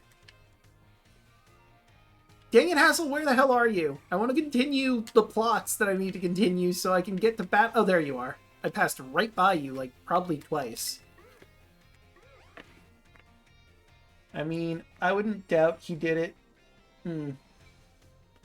Slipped through it all, but I beat all the anti-bully syndicate, beat all the gyms, 100% the Pokedex, and saved the world from global warming. I mean, I basically did that. I mean, I didn't 100% the Pokedex. It was a Family Guy joke. I'm like, I feel like I would have remembered that. I remembered the Family Guy joke. I thought it was actually based on the truth when he said he did that. But, I went through the classes. I'm still going through the classes. I'm not even going to complete all of them. I'm just going to complete the ones I need to for the special coaches. I beat Team Star. I beat the Pokemon League. And all the gyms by extension.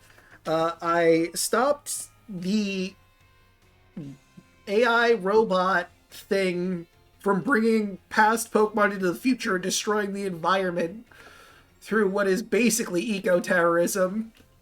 But it's cool, though, because she's a professor, and that's totally not going to disrupt anything bringing back dinosaurs to the modern era, basically. No, sir. Not one bit. Friggin' Sada. It's a bad mom and a dumb professor, but I digress. I also got Ogerpon, defeated a bunch of, like, yokai Pokemon that were causing trouble in the past. I went to Blueberry Academy, found a glowy turtle. That was kind of cool. Oh, and also I got my friend Kieran, who became obsessive with battling to get back to normal and stop being crazy. But I digress. Oh, why hello there, young Draco. I'm sorry, I was lost in thought and I didn't notice your approach. I feel I must again apologize for what transpired in the schoolyard. It didn't bother me. Ha, that is very magnanimous of you. One thing I hate about this game is the legendary box art Pokemon is really just a common Pokemon for either the future or past. Yeah, but he looks really cool. Wait, I'm confused by what he meant by that. What does he mean by that? So, all legendary Pokemon on the art of the boxes traditionally are legendary Pokemon. But Koraidon and Miraidon are just Psych Lizards. They're Psych Lizards, respectively, in the past and future. Meaning that they were a very common Pokemon in their time. They're only rare or legendary for us because we have them existing in a time they shouldn't. That makes sense. So they're not, in the traditional sense, legendary. They're a common Pokemon displaced out of time.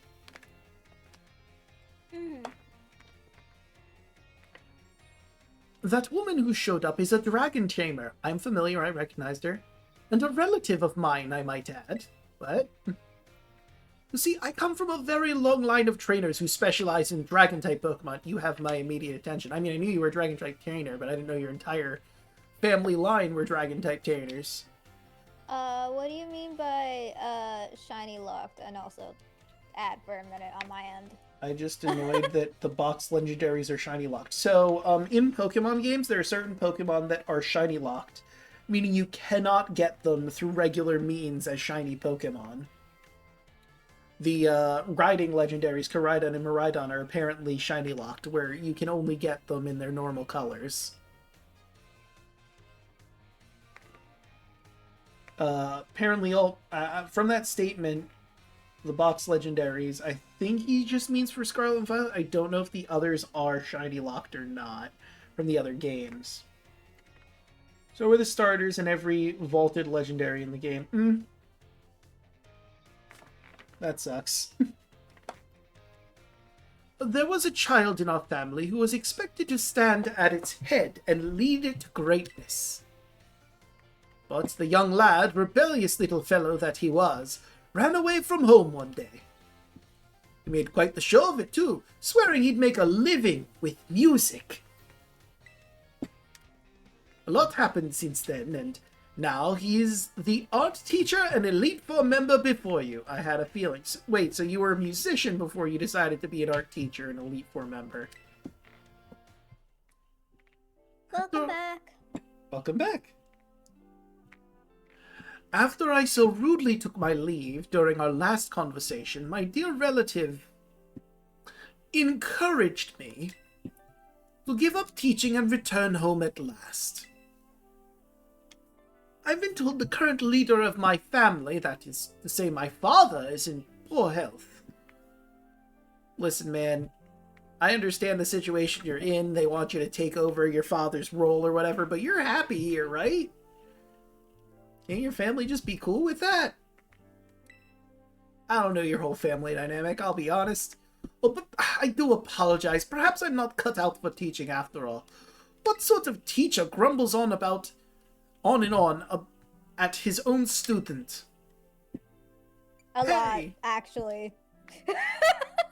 Listen, I'm not going to say the first one, because let's be real, Hassel, you're not the best teacher. You're an art teacher that has not really taught much about art, and we haven't done any art in your class.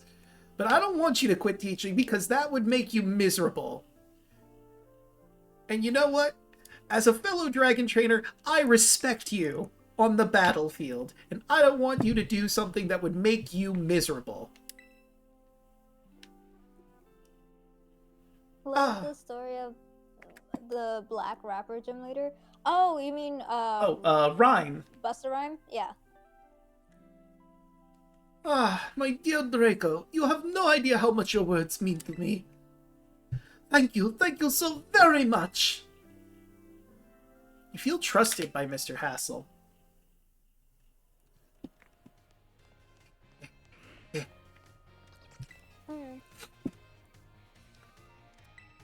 I would like to take Art 5. Yes. We're almost done. We're almost done with the school nonsense. So, Riku, when are we gonna battle you? I mean... I would have to get NSO, but like... Yeah, I was gonna say, you can't. I mean, I could. And if Riku has NSO, Riku could, but yeah. Last year, I forget if it was last year or the year before. I think it was the year before.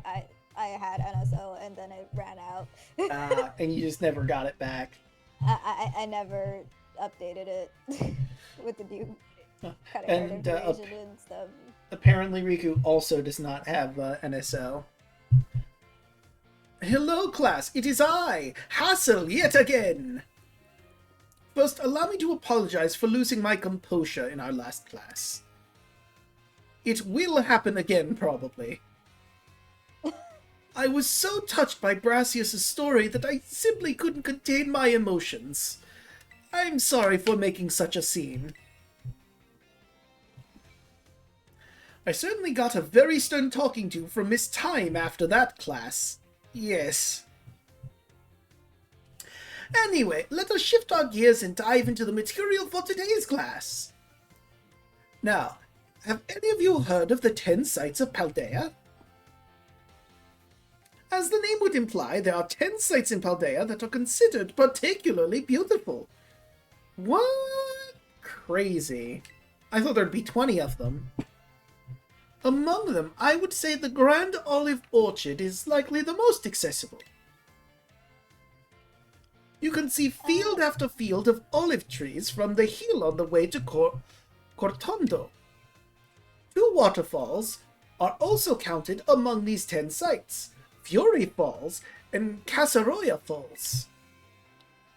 Wait, what? What? Oh. Get your sister to buy it for you for B-Day because they don't want to give money to Nintendo. If people are yoinking the redeem codes for Pokemon and reselling them for a stupid amount. Messed up part of the shiny locked is because of a very toxic environment recently. It caused black market situation with a shiny Miraidon. Oh yeah, I heard about that. Spooky, friend of mine, was telling me about this actually. There was codes for shiny Miraidon and Koraidon, but a bunch of people grabbed them. They're not purchasable, they're for free. A bunch of people just grabbed a whole mess of them, so there was none left for people to actually grab from the stores. And then they sold them online, because they were scalpers. Of course, scalpers again coming in and ruining it for everyone else. Yeah. And, I was wondering how on earth they even got all of them, because the way it works with GameStop is they're supposed to hand out, one per person. But what Spooky said was what probably happened is they knew someone at the GameStop who then just gave them to them or sold them off to the scalpers for a profit or something. Which is fucked up, but I mean, there's nothing we can do about it at this point. Jar. Right. Damn it.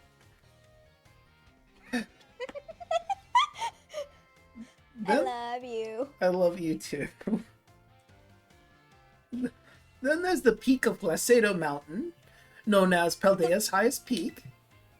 The fact that the codes were supposed to be free makes it more annoying. It's like, why? Yeah. Nintendo just refuses to address it. Here in Australia, our EB Games usually has a pile of them sitting at the cashier counter. Yeah. I think in America, what they normally do when you have Pokemon codes like that is you would go to the counter and you would ask for it, or they would let you know, hey, we have these things, do you play Pokemon? And if you said yeah, they would give you one. I'm not entirely sure how this happened aside from what Spooky's theory is of they knew someone inside who decided to be a douche nozzle. There's another cliff on Glacedo Mountain that's named after its rather unique shape. So let me ask you this, my students. What is the name of the 3-pronged cliff on Glacedo Mountain? No need to grasp at straws. That is such a question that I don't have the answer to. Let's see, there's 3 prongs. It's probably not run. It's either reach or grasp. Glacedo's reach? Woohoo! Wild guess for the win! A very good guess. I'd think something reaching would stretch out farther, though. Oh, damn, I was wrong. Never mind. I'll just shut up, I guess. Clown. Okay. The 3-pronged cliff on Glacedo Mountain is in fact known as Glacedo's Grasp. Though its shape is far too stubby to be that of a human hand, I imagine someone thought it looked like a Pokemon's hand grabbing at something.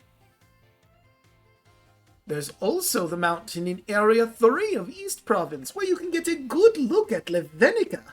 It's particularly gorgeous at night. In fact, the view is so brilliant, it is known as the Million-Volt Skyline.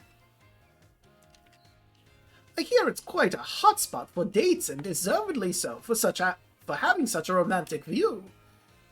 I imagine it is, what do the kids say these days, very, bleak selfie spot. Please don't say that ever again, Mr. Hassel. That was very cringe of you. Of course, you may feel that not all 10 sites live up to their grandiose names. How often do we visit some tourist spot only to be disappointed? Not to say that you shouldn't visit them, only that you should keep your hopes in check. The important thing is to go yourself and see them with your own 2 eyes. Sometimes, a disappointing experience can be worthwhile in its own way. Take a chance! Well, that's it for today, class. Thank you for your attention. But just because some are reported stolen doesn't mean it changes the fact that it happened. Hmm.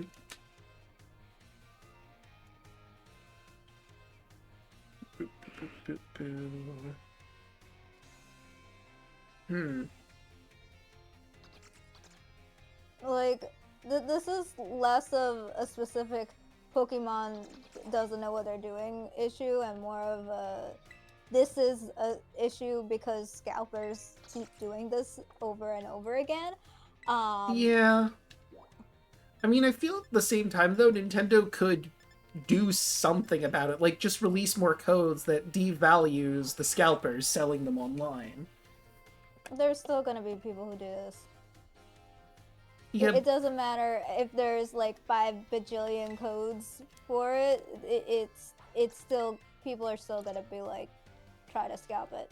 Well, it's the whole supply and demand thing here. If there is more supply of the codes, it devalues the ones that are being sold. Because if Pokemon you could go and grab it, well-known brand, it doesn't make any difference. I don't know about that. I mean, it is a well-known brand, but I don't think that would affect if there are more codes put out to be given away for free. Less people are going to buy them online. Okay, Draco. Yeah? Like, you have to take into account how many people would have specifically Pokemon's Scarlet Violet, right? Right. Whether it be the physical or the digital, whichever copy, right? Right. If it, like, there's still gonna be a lot of people who have that, right? Right. Unless the supply matched every single user for Pokemon, even then I can't even say that might be enough incentive for these people to pipe down, because like they will. I mean, I suppose also Nintendo like, has to future sales of Scarlet Violet, because of how much people love it, and like maybe it's nostalgia bait or whatever. But at the same time, I mean, in the here and now, it would be a solution to this problem and lower the value of them online. Would they eventually sell at some point in the distant future? Probably. But it would be an immediate solution at this time to the fact that they were supposed to be given out for free, and they were just bought up and cannibalized by the scalpers. And I feel like at that point, when the hype for the game has died down, ZA is out at this point, it's less of an issue, I suppose. Like, also, they could have just made it a mystery gift, which is a valid point here. Yeah. The only issue with that is, like, that means you would need to have online to get it from the internet. So it puts it behind a sort of paywall. And now that I think about it... Does it? I mean, yeah, because you would need to buy NSO. And if you haven't gotten NSO... Wait, what item was it? Well, that's the item that's for free. That is completely for free, and you don't need to download it from the internet. The mystery codes for Pokemon are done via the internet, and to get them from the internet, you need to be online. And to be online, you need NSO. So it would put it behind a sort of paywall. Which isn't great. But now that I'm also thinking about it, like the cards that have the codes on them, Nintendo has to print those out, so they're spending money to make these cards. That's another factor probably as to why they're not making more. Because I don't think they make a profit off of bringing out the cards. Yeah, you don't need a membership to use mystery gifts. That's what I thought. I thought you needed it specifically for getting the ones from the internet. Okay, so I hassle yet again. If you are trading, then you'll need it because, or if you're unless you're right next to the person. Like when we were next to each other, we were able to do trades and stuff. Yeah. But is I didn't need NSO. It would be like local. My, how time flies, as they say. Indeed, our time together has certainly flown by. It is hard to believe that this is our last class. Now, our topic for today may feel somewhat unrelated to art, but there is absolutely no set definition as to what art should be. I mean, that's valid. Therefore, let us carry on with the discussion and see where it takes us. Quick note that AI art is still not art and neither are NFTs, but moving on. Thank you for that. There are two things I wish to focus on today: ribbons and marks. Both ribbons and marks are special honors that capture Pokemon's qualities. There will be times when your Pokemon gives maximum effort or has a noteworthy experience. In recognition of its feats and accomplishments, it can be given a ribbon. To give an example, if you manage to become incredibly close to a Pokemon, it may be granted the Best Friends ribbon. Incidentally, if there's a person in Kasarafa who can give you a Pokemon, there is a Pokemon in Kaskarafa who can give your Pokemon a Best Friends ribbon. Marks, on the other hand, are mostly found on wild Pokemon when you meet them for the first time. They can symbolize the character of a Pokemon, such as with a Rowdy mark or Vigor mark. It's completely up to luck whether you run into a Pokemon with these marks. So if you're able to catch a Pokemon with a mark, rejoice at your outstanding fortune. Does anyone know what the special thing you can do with Pokemon that have ribbons or marks? We can show them off? So you want me to test the Wonder Trade right now? I mean, you could. I'm not next to Draco to test anything that involves, like, Well, local. Wonder Trade, I think, is, like you throw a Pokemon out to someone, but I don't know if you'd be able to do that with people without NSO. I think you would need to be near me to do local Wonder Trading. But I don't think Wonder Trade is a thing that you would do local. I think it's something that you only do online. You basically take a Pokemon, it throws it online, and you get a random Pokemon back from some random person. You can show them off? Oh. My controller just died, so I need to replace the batteries. I will be back. Okay. Let's see. Surprise trade. Yeah. Link trade.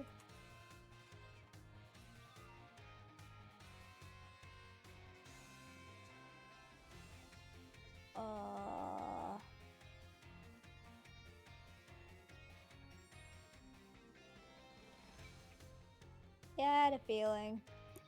Okay. Does this prove enough for you? Okay, I'm not gonna continue with all of this.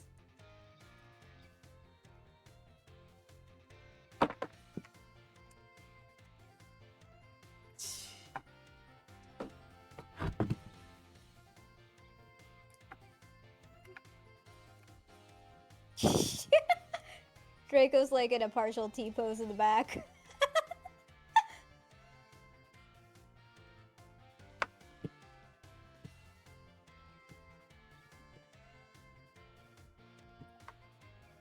Oh gosh.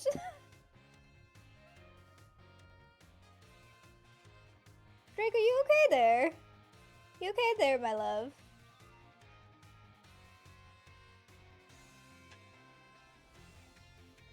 The drift is real. Oh. It stopped because I said something. It knew I was talking stuff.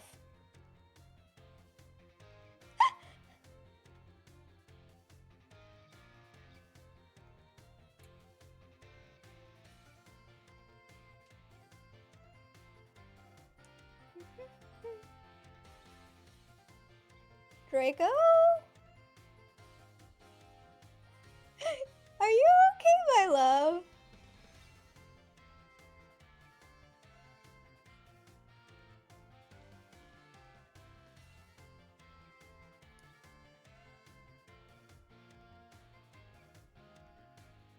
I think I almost completed the XY Pokédex with hundreds of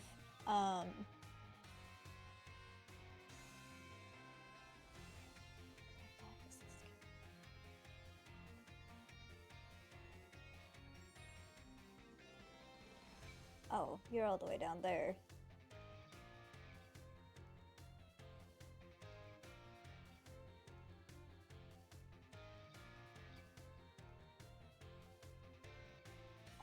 With hundreds of random wonder trades since I had no friends or membership. Interesting. Maybe they changed it, but like, it's not a thing anymore. Oh, wait, XY, never mind. That's the before times. Before Scarlet, and also before Sword and Shield.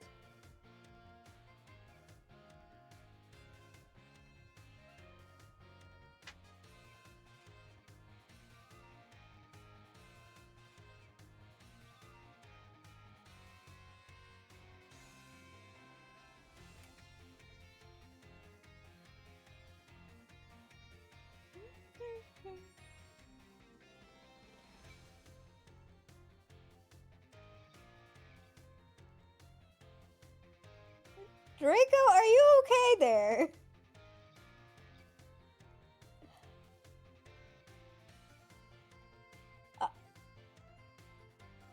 I am like legit debating on calling, asking what's happening, because that is some ridiculous movements happening on your end of things.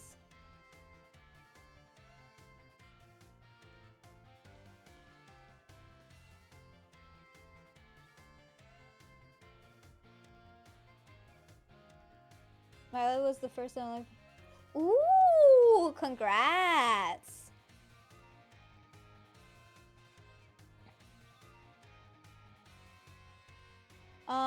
I still have. I need to get a DS charger, but I still have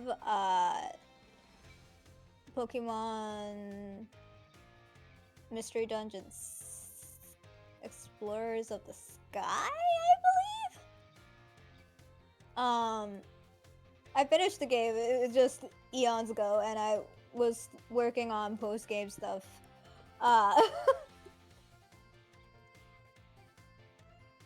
But yeah, I don't know if I finished the Pokédex on that, but I definitely was working on it. Okay, I'm back. I was like legit about to call you, being like, "Are you okay?" Because of how much random shenanigans your model was going through. So I don't know, like, when I get up, my model freaks out, I'm pretty sure, but I went to get the batteries. I dropped one into the bed frame, which should be in the drawer. Couldn't find that battery, had to get a second one. And then I figured, you know what, I'm already up, I'll use the restroom while I'm up. And that's why it took so long. Did you wash your hands? I did, yes. Good.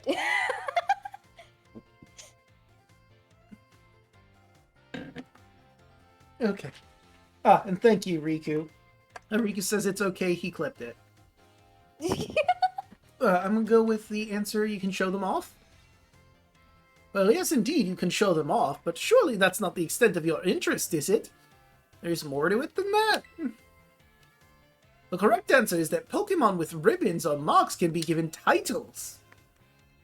What's more is they can be sent and to battle, displaying a title of your choosing. For example, you could send out a Gibble with the Best Friends ribbon by declaring, "Go Gibble, the Great Friend!" And when I know I just said that marks are generally found already on Pokemon when you meet them for the first time, it seems that more recently, Pokemon can be awarded certain marks based on their efforts. These marks, such as Gourmand Mark, and the Item Finder Mark, the Partner Mark, and so on. Perhaps it might be fun to try and work out how to get each mark using its name as a clue. Well, that just about wraps up our last class.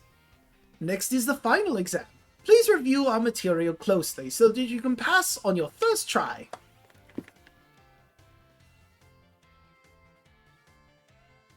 Solely because you didn't have to trade to get certain evolutions.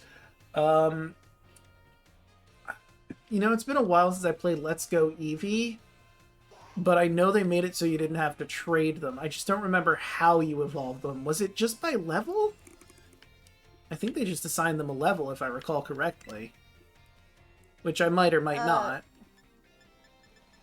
What was the question? How did you evolve Pokemon that you normally had to trade to evolve in Pokemon Let's Go Eevee and Pikachu? I think it was based on level in that game specifically. I could if I did that, I probably would need to do a proper playthrough. Yeah. Or we could just like look it up online or something. I haven't done a playthrough of that game on stream before. Same. So I'd have to start fresh. Yeah. Oh! Which one do you have? I have Eevee. Oh, we both have Eevee! Yeah. Okay, one of us needs to get the other one then. I mean, I guess we'd just have to decide who gets it, but... So, like, what I really, really dislike about Let's Go Eevee and Pikachu is that you cannot evolve the starter Pokemon. It ticks me off so very much. Wait, were we not able to evolve it to Sylveon? I forget. No, you were not. Because of the same BS in Pokemon Yellow, like friendship or some such nonsense. You're not allowed to evolve this Pokemon because friendship or something. I don't know. That's the exact opposite of what it means to use. Like, what? Yeah, but if you recall in the Pokemon anime, Pikachu didn't want to evolve, so Ash honored his judgment and never evolved his Pikachu. It makes sense. Eevee, on the other hand, you have a canonical, it will evolve via the power of friendship. You can't just be like, oh, by the by, it doesn't evolve through the power of friendship in this particular case. Yeah, this specific Eevee does not evolve from friendship because it wants to be Eevee so very badly. Because reasons, I guess. I do hope you're all ready because it's time for your final exam. Focus and do your best. Not in Gen 1, it doesn't evolve via friendship. Yeah. That's true. In Gen 1, it was a bunch of stones.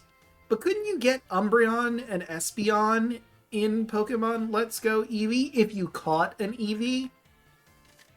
Not the main one that you have as a starter. I'm pretty sure you could catch an Eevee or a Pikachu in that game and evolve them. And begin. What is the name of the restaurant where you can change a Pokemon's Terra type? A treasure eatery. What is the name of Brassia's signature art installation we discussed in class? The Surrendering Sunflora. How many waterfalls are counted among the 10 sites of Paldea? 2. Where can you find the Million-Volt Skyline? Lavenica.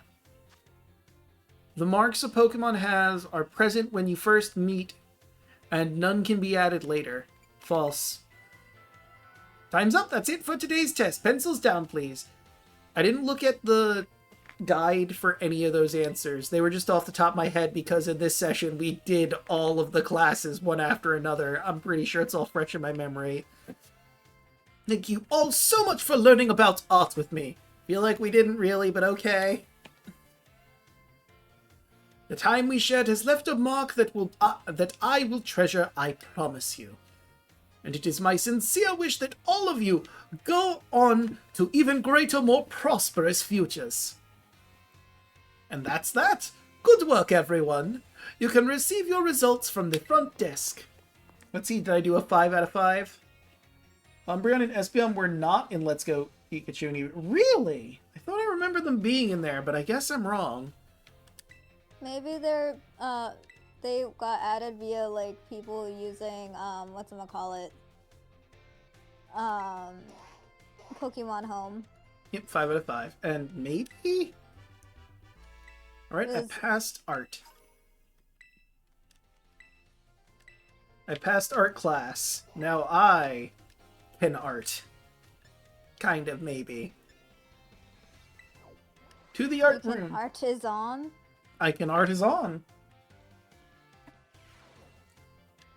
Hello, Hassel. Thanks to you, I can artisan. Why, hello there, Draco. You always seem to appear at the most crucial of moments. Is something going on? I do have that sort of plot swagger where I walk into a room and plot happens. Well, you see... Master Hassel, I am here to collect you. So I see. I'm glad that you finally made up your mind about taking your place as leader of the family. Well, it is indeed true that I have made up my mind, and you can shove it.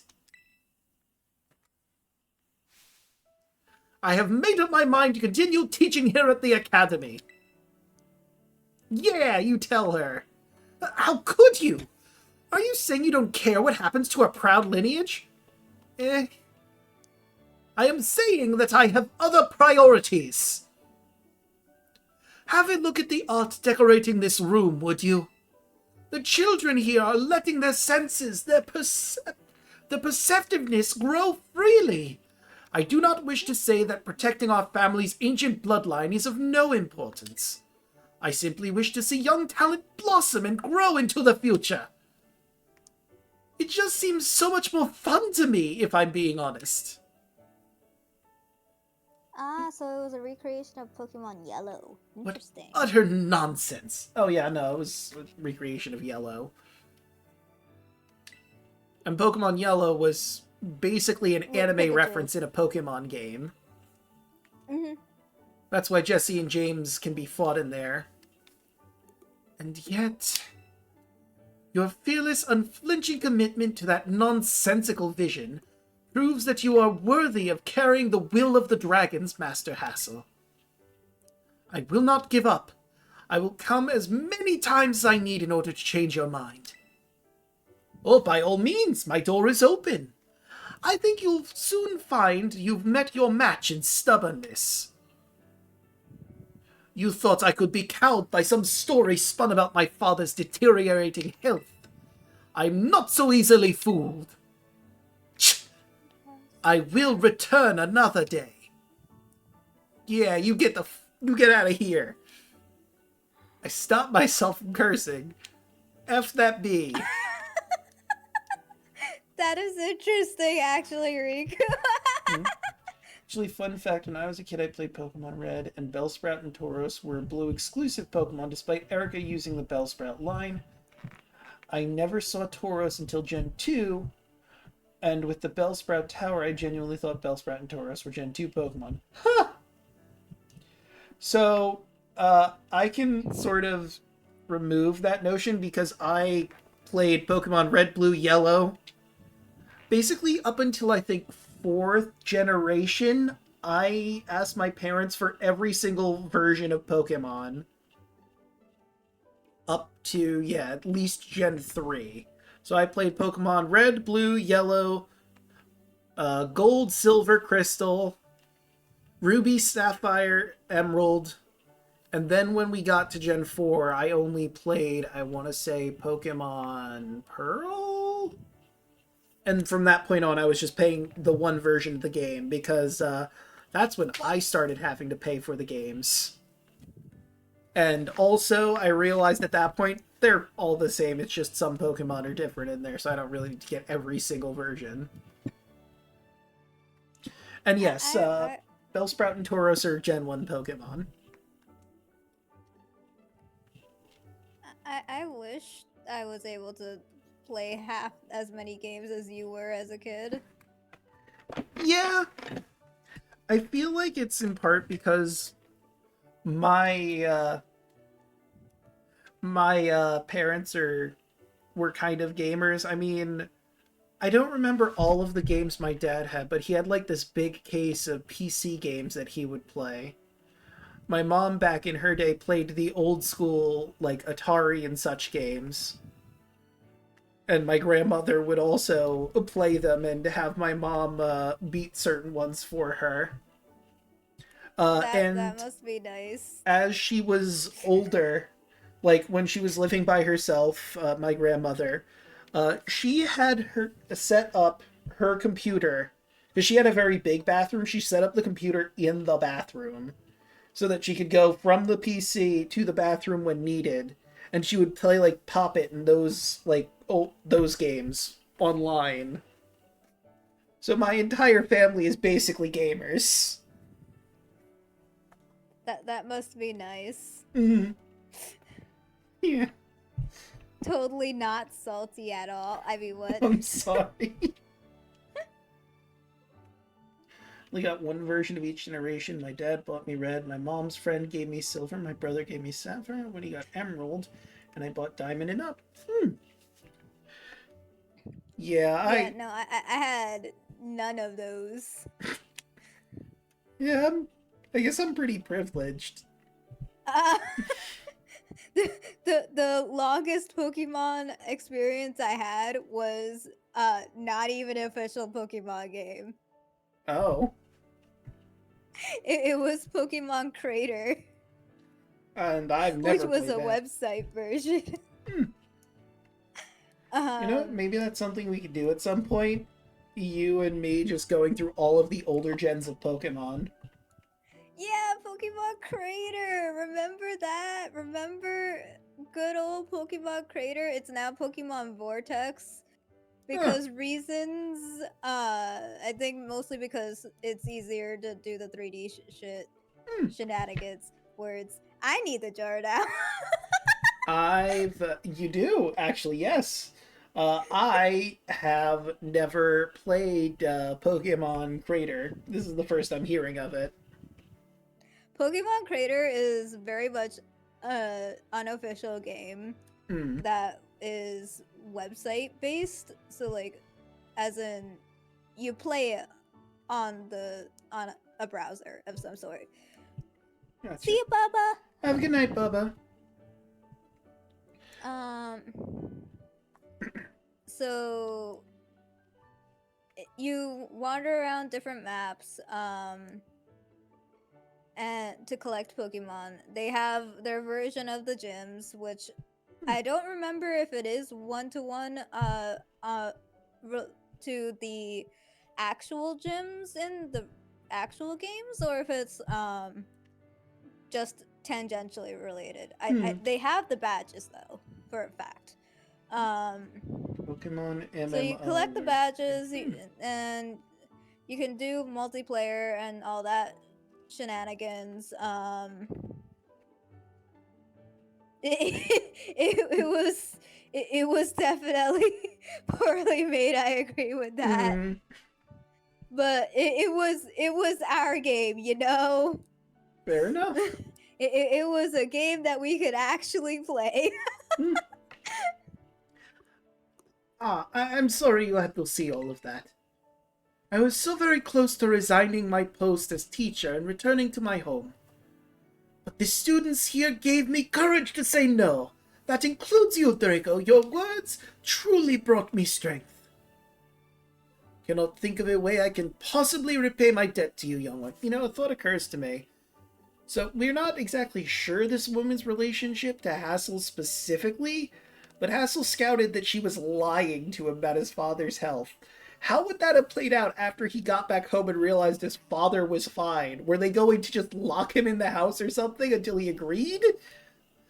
Because he could just go, wait, you're alive? I'm going back to teaching and seeing if I can get my job back. Screw all of you. What was the step 2? Step 1 was there. Convince Hassel that his father is dying and someone needs to take over leadership of the family. Step 2, he gets brought home, realizes that's all lies. Step 3, profit? It's a very poor thought out plan. I cannot think of a way I can possibly repay my debt to you young ones. Take this, if you will, insufficient as it may be in expressing the full breadth of my gratitude. Oh, hell yeah, 50 Dragon Terra shards? Let's go! I can turn a Pokemon into a Dragon Terra type whenever I want now. Now then, let it be clear to all. I, Hassel, will continue on my chosen path as instructor to the youths of our world. Form a close bond with Mr. Hassel. It was an experience, and let's leave it at that. Fair enough. Right, and now, I have one more class to go through. And then I've gone through them all. Well, I haven't gone through them all. There's still biology class, but I'm not going through that one because I don't need to for what my purpose is. Home Ec 2. Sure, let's hang out with Mr. Seguro. I don't wanna, but I guess we will.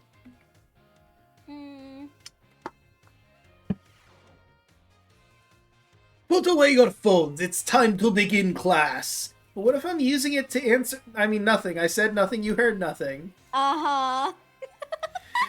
In our last class, I believe we talked about the effects you can get from your food on your picnics. You can receive meal powers and even restore HP for all the Pokémon in your party. It is a truly convenient means of healing your Pokémon. Sorry. Unfortunately, as I'm sure you're aware, it is not suited for use in battles, when you cannot make food or when you wish to restore HP quickly. In times such as those, you should make use of healing items such as potions, which you can purchase from Pokémarts or the school store. Healing items are immediately effective and can be used anytime you can open your bag. They are, however, consumed after one use. So are food. You just eat the food and then it's gone, hence consumed. So really it sounds like potions are the superior option to healing with food and making sandwiches, because unlike with sandwiches that I need to build them, I can just buy a potion and use it in battle. This sounds like a less effective way to use for healing, but meal powers are good, I guess. Potions restore 20 HP. Super potions, 60 HP. Hyper potions restore 120 HP. The pricier the item, the more HP it will restore. Keep in mind how much money you have when you are stocking up on these items.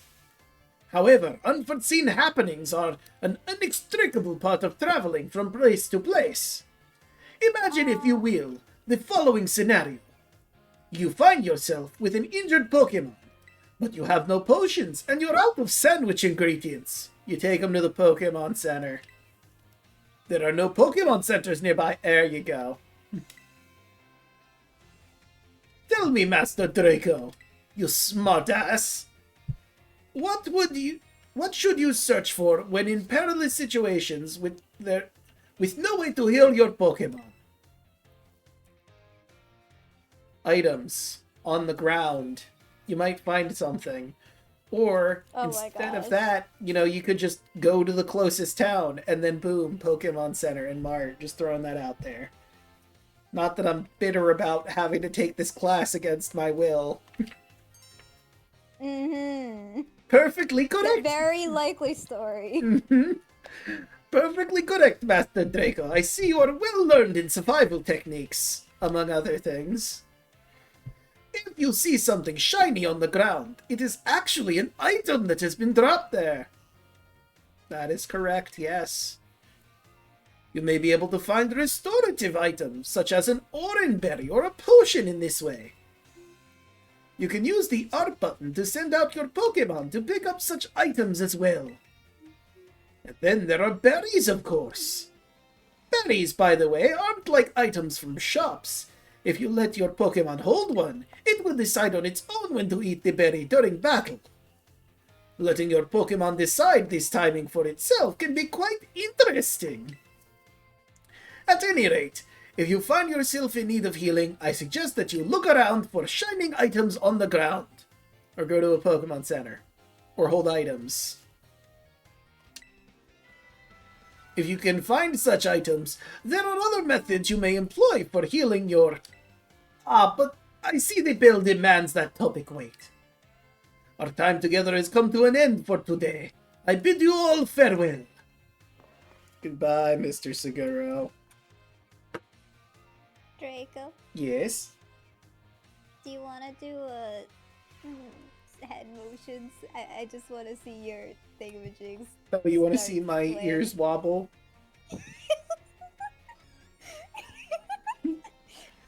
Yeah! I do like the wobbly ears. Alright, have I unlocked Seguro's nonsense yet, or... Nope, gotta go to the next class. Or was it after midterms that those started unlocking? I guess it was after midterms, maybe?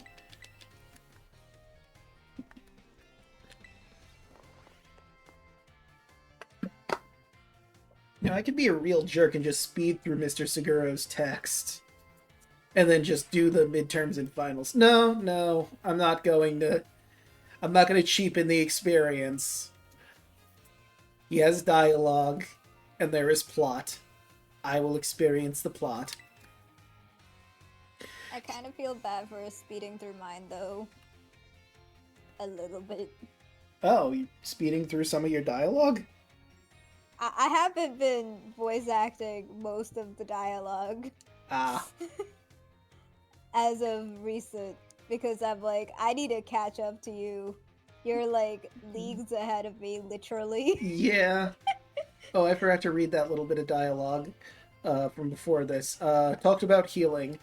However, after class, I was asked by several about you about PowerPoints, commonly known as PP. Get your minds out of the gutter, I know what you're thinking about. Is that actually in the line? No, that's something I added. The That's second flavor part text? I added. Okay. Yes. That's your flavor? Yes. When a Pokemon loses all of its HP, it faints and can no longer battle. What, then, happens to a Pokemon when it loses all of its PP? It needs to take Viagra?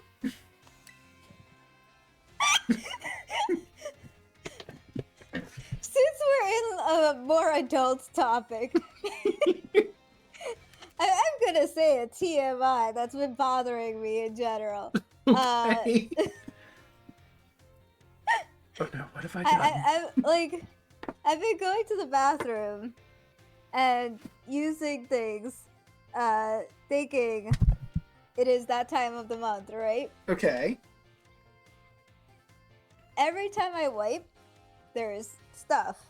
Mm-hmm. But it looks like there's absolutely nothing in the things I'm using. So I'm just over here like, what is going on? I honestly couldn't tell you. Oh no, the secret's out. Oh no. Oh my god, what have you done? I have done the idol sin. My god, now everyone will know that everybody poops. Horrifying. I never said anything about pooping. That's true. I was just referencing the book, Everybody Poops. Mm-hmm. Anyway, the actual answer to his question is that it can't use moves. Perfectly correct, Master Draco. Perhaps you know this from first-hand experience. Yeah. When a Pokemon runs out of PP, it can no longer use its moves, and it's really disappointing. And you know what? I'm getting off topic. However, each move can use its own store of PP, so it can mitigate PP loss by using a variety of moves rather than just one move repeatedly. This is starting to feel like... like, they totally knew what they were doing, but saying how they're saying it. Mm-hmm. They knew. There's no way they didn't know. They wanted to shorten it because saying PowerPoints over and over again would have been tedious. But they should have known that this was very intentional. Yeah, they should have known this was going to happen. Let's be real. I think the regionalization team was like, oh, this is going to be the funniest thing ever. Mm-hmm. Let's just keep it exactly like this. Yeah. The adults will find this hilarious, which we are finding it hilarious. Mm-hmm. If Pokemon loses all PP for all of its moves, it will only be able to use Struggle, an action that also damages the Pokemon that uses it. Imagine, if you will, you just can't seem to get it up. You'd be struggling too, and you might injure yourself in the process.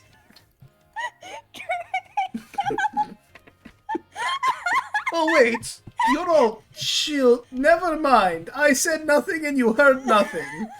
Do not tell Professor Time of what has been said here, please. Oh my gosh, I can't believe you. Or the director. I mean, I can, but like, also, I can't believe it.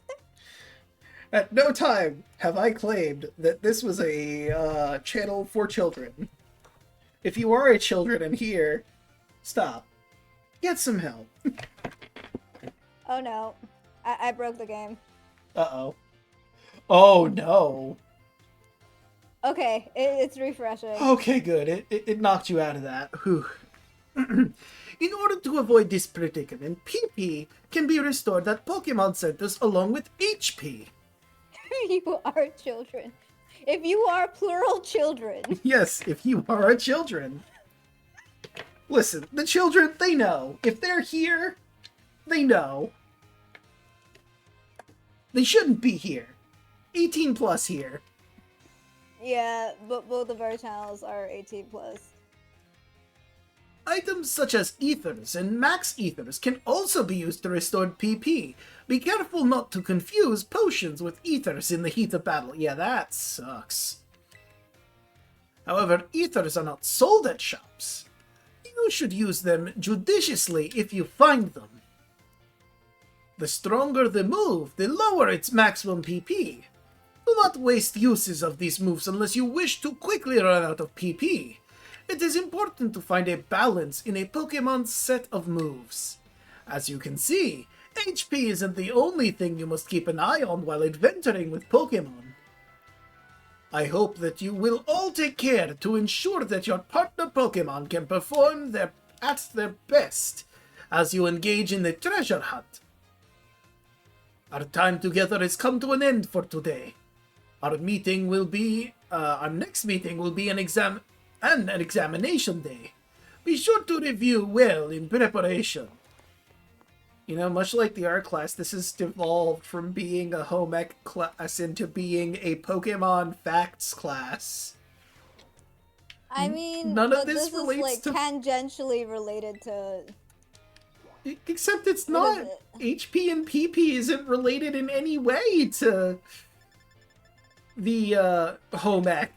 It's not cooking, it's not cleaning, it's not doing taxes, it's Pokemon info. Bless you. I mean, sir, like, this is the food guy, right? Yes. Or it should be. So yes, some of the stuff is still technically related because, like, you have the sandwiches being the main thing, but everything else it's kind of hard to connect the things. Yeah, that's my point. It's not really home ec class, much like art class wasn't really art class at a certain point. Oh my god, I just noticed Mr. Seguro has a Jigglypuff on his apron. That's adorable. And some flowers. Hello, Master Draco of Class 1A. It has been some time since we last met. Oh my god, you actually remember my name. I'm sorry, it's just before you and Professor Hassel, I was in battle studies. And that teacher never remembers my name, ever. Aww. It's okay, I remember your name, Draco. Thank you. I mean, it's a very, very low bar. Yes, but you cleared it. It would be painfully low if I didn't clear it. If you didn't, I would be shocked and very hurt. I mean, then again, I technically have forgotten a name of yours before multiple times, but that's when I was like half asleep. Damn it, Riku. And then I'm like, oh shoot, oh shoot, oh shoot, I'm gonna say something wrong. Oh shoot, oh shoot. And then someone will like fill in and be like, Draco! I was like, yes, Draco! Exactly, name. That's the name, yes. Correct. Also, damn it, Riku. Riku asked you a question, Yell. Oh, are we gonna go Somnia Files this?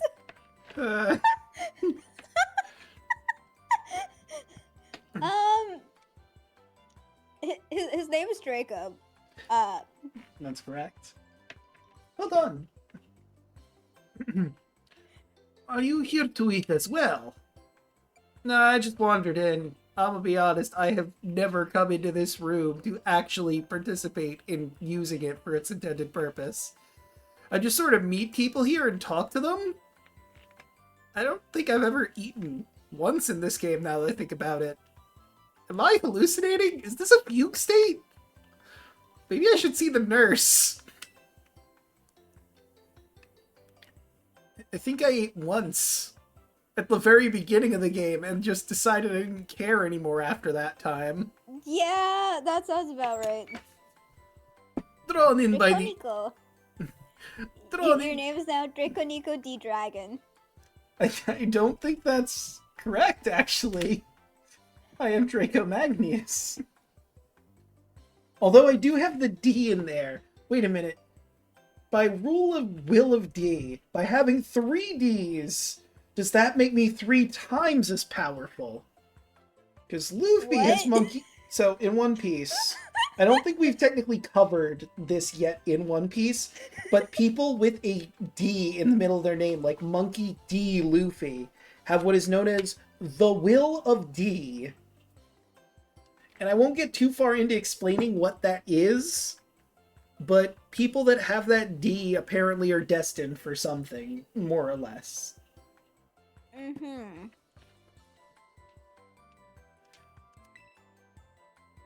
It is correct.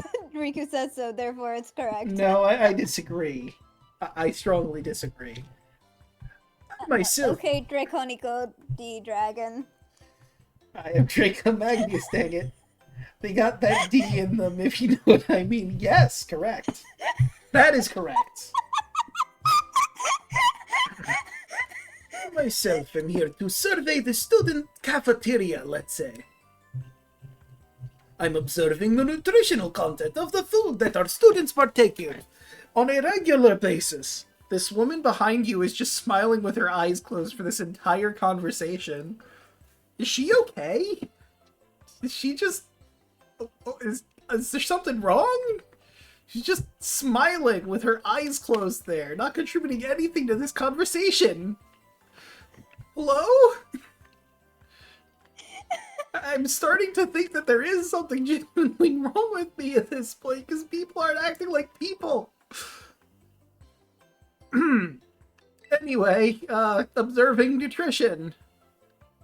One item on the menu here that I am particularly interested in is the peanut butter sandwich. That is a very generic meal, yeah, I guess. It is sweet and delicious. But it's peanut butter. Peanut butter isn't traditionally sweet unless you add the jelly to it. More of like a, I don't know, savory? Would you say savory for peanut butter? I think he's talking about the sandwich overall.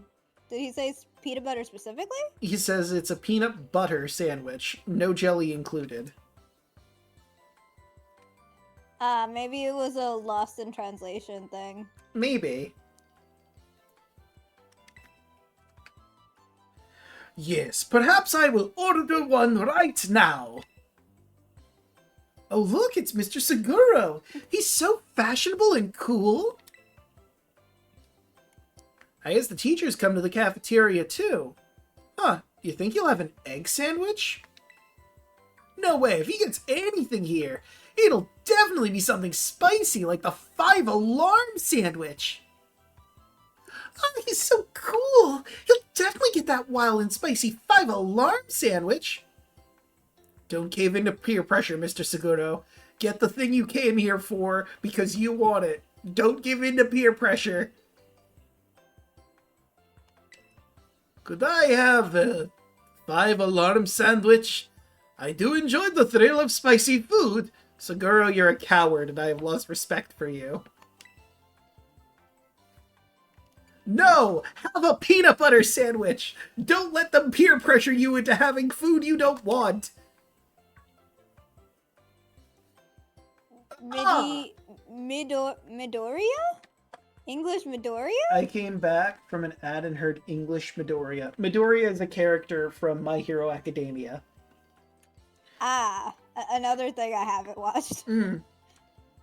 That's a pretty decent one. I haven't watched all the way through My Hero Academia. I forget exactly where I left off, though. You suggested I have a peanut butter sandwich, Master Draco, I suppose? I shall have to try one, if you insist. Glares at the other students that said he needs to have the 5 alarm sandwich. Let the man eat what he came for.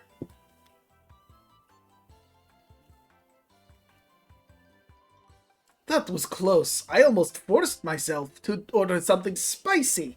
My least favorite of flavors. Thank you for restraining me, Master Draco. You need to not cave into peer pressure so much. You are an adult, sir. Yeah, why are you caving? You let children peer pressure you into eating something that you don't even like. Did you not have the PSAs about not caving into peer pressure? Mr. Seguro, do we need to have a talk with somebody for you? Anime was too mainstream, ended up boring me, plus the seasonal wait was a pain, so I read the entire manga. I did like something interesting about the My Hero Academia. I haven't read the whole manga, but I did read some pages. Obviously, in the anime, they can't include stuff that's, like, copyright. But, like, in the manga, like, they do references to pop culture stuff like Mario and such. It's interesting to see. Like, I forget exactly where it was, but I think it was, like, when Midoriya's taking the exam to join the school. They're, like, referencing Mario and jumping on enemies and point values and stuff like that. I mean, they theoretically could do that in the anime if they get the rights for it. I think that's why they don't do it in the anime. They didn't want to fight for the rights for it, because it's not super necessary.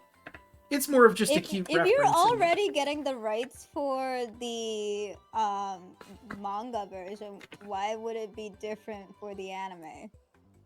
I don't know. I guess they just didn't want to spend the money in the anime, is my guess. It seems that the students tend to view me as fashionable and cool, or dare I say it, exuding a sort of brooding strength. You. Sir, look, I get it. You have, like, this tough guy persona thing going on. You're a big buff man. But, like, you wear an apron with a Jigglypuff and flowers on it while wearing a pink striped shirt. I'm not saying that makes you less masculine. I'm saying that makes you diverse. And a unique person with your own wants, feelings, and tastes. Don't let people control what you like. Like what you like unapologetically, sir. You know, to everyone watching, I don't have guilty pleasures. You know why? Because I have no shame in the things I like. I like things unapologetically. If someone makes you feel bad for liking something, fuck that person. I will put a coin in the jar. I was like, Draco! It is important to my point to curse. Like the things you like, do not feel sorry for it. If you're not hurting anyone, let me make that qualify in there. If you're not hurting anyone in the liking of the thing you like, including yourself or people you care about, who cares what you like? Are you a fan of, I don't know, My Little Pony? Good for you! I don't like it, but if you like it, good for you. I'm not going to judge you for it. And some of your likes would be a little bit, I don't know, what's the word? People might judge you negatively for it, but I like the fact that you like that. Yeah. Again, I'm not going to look at someone negatively because of things they enjoy. What a person does in the privacy of their own home or with friends or family is their goddamn business. It ain't mine. You say you like a thing? Cool.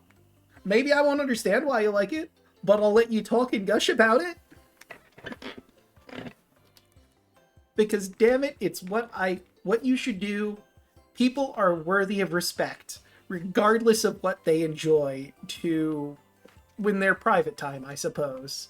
This is the hill I will die on, and it's the stance I've had since I was a child. Riku, did you meant to send that to here, or did you mean to send that elsewhere? Yeah, Riku, I think you might have accidentally sent that to the wrong place. I'm just gonna... Wait, oh, what? You meant to send it here.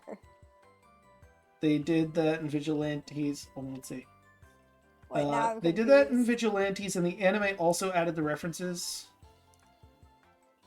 Sorry, I can't come to work today. My friend has suffered from a drinking problem, and I have to go help and support them. The problem is he's drinking alone and needs to join, so he's not alone. I mean, hey. As long as you're drinking responsibly, you do you. I did add the qualifier, as long as you don't hurt anybody, including yourself. Be responsible.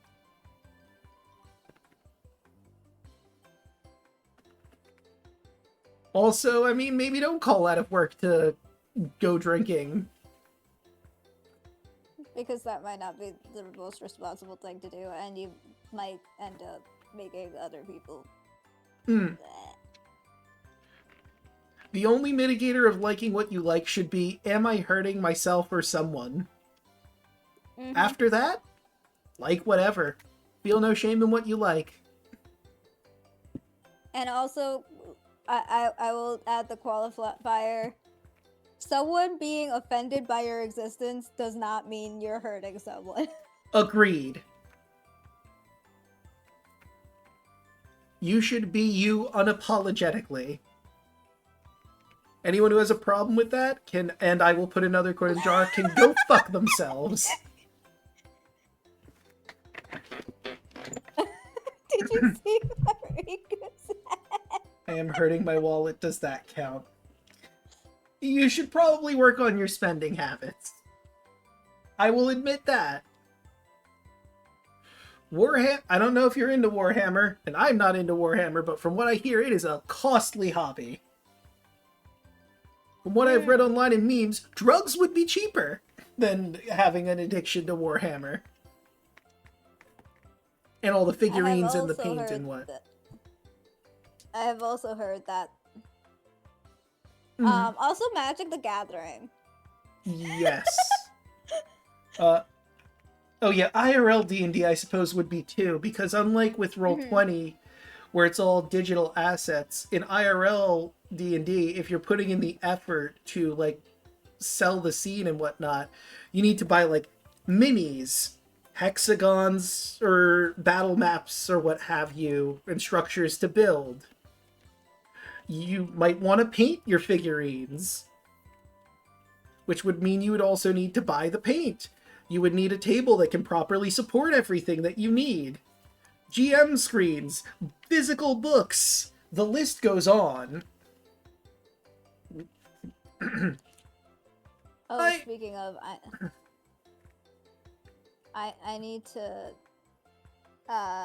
nothing. Okay. But also, I should finish this raid and then go into a different raid, if you catch my drift. I have a habit of acting in such a way as to not destroy their image of me. I showed my true colors to you just now without thinking.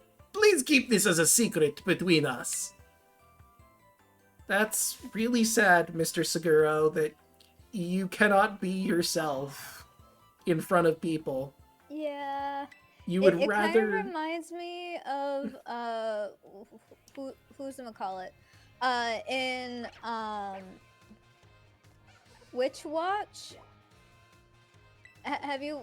You probably haven't watched Witch Watch, right? I don't think so.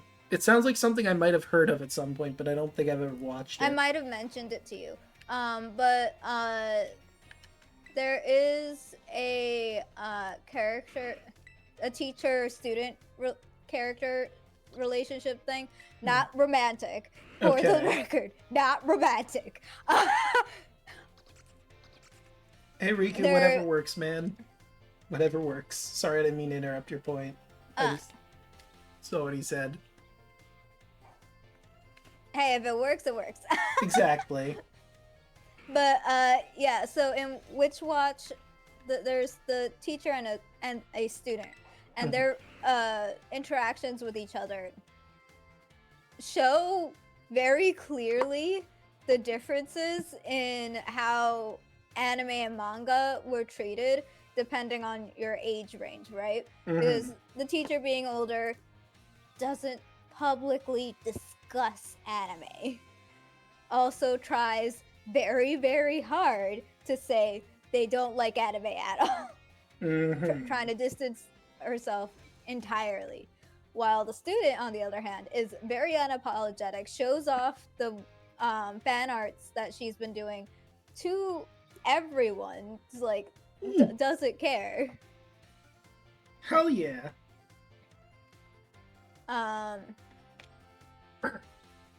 Which is not something that, like, a lot of adults, like our generation, might be able to vibe with, because our generation, it was still looked down upon. So I kind of get it. So I think this might be more of a me thing, because I've always had this mindset of, I like what I like, you don't like it, tough. Where, like here's the other thing, like, I don't agree with how people say childish things need to be put away. In some instances, personality-wise, obviously, yes. But, like, if you like things that you like as a child, like TV show or what have you, why do you need to stop liking that show? Because other people want you to not like that show anymore? Screw them.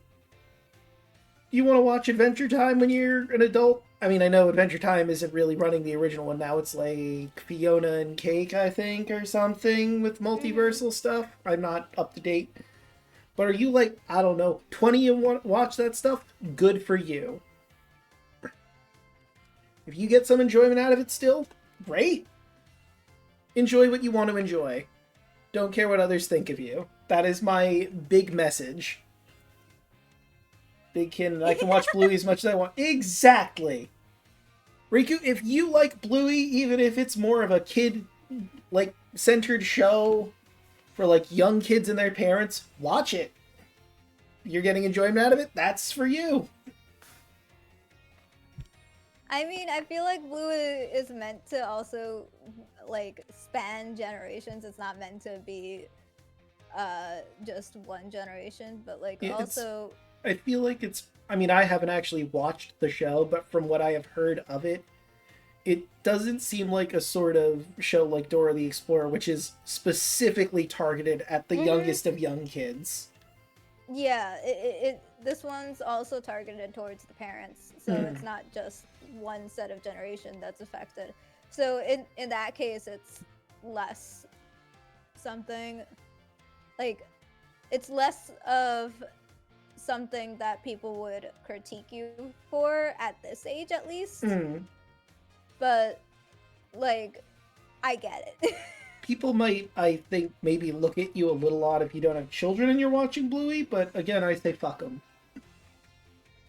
Jar. And I will put a coin in the jar. Cheers the kids and their stuff, but also subtly hints to the adult struggles. Oh my gosh, I just noticed you're dealing with Impidimp. My favorite fairy Pokemon. Well, technically it's Grimmsnarl that is my favorite fairy Pokemon, his final evolution. But I like the Impidimp line. But again, I digress. We've been going on quite a few tangents this stream, I've noticed.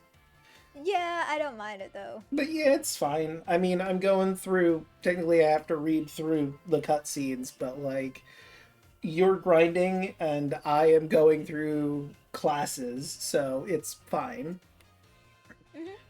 The time has come to test how well you all have learned here in my class. Let's begin before the information simmering in your brains from last-minute cram sessions fade. Which is not an effect of a picnic meal.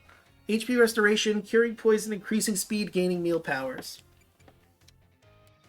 Ah yes, eat a sandwich and gain speed. Which of the following affects the kinds of meal powers received from a particular meal? Filling the condiments, number of people eating, the color of utensils. I mean, clearly the answer is C, but let's go with A. Which of these berries can restore a Pokemon's HP? Pechacherry, Orin. Orin. Leandro wants his Pokemon to decide on its own when to use its item in battle, so he gave it an Orin berry. This will work, as he hopes. True. If a move runs out of PP, it can no longer be used. If a Pokemon runs out of PP for all of its moves, it can only sit there in frustration. That's false, but that would be funny. Like, all of the PP for a move runs out, the Pokemon just crosses its arms on screen and looks at you aggravated. Use Tackle.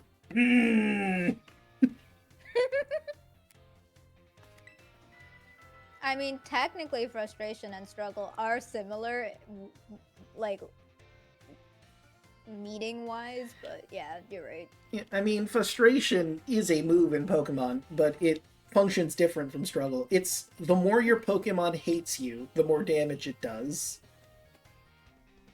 It is a very, in my opinion, counterproductive move. Like, you could build a Pokemon specifically for using frustration, where you, like, constantly have them faint in battle, use bitter medicine to heal them so that they like you less. But there's so many benefits to having your Pokemon like you, and, like, it's just the general way you play the game, a Pokemon will eventually grow to like you. You have to actively try to make it hate you to make frustration a viable move.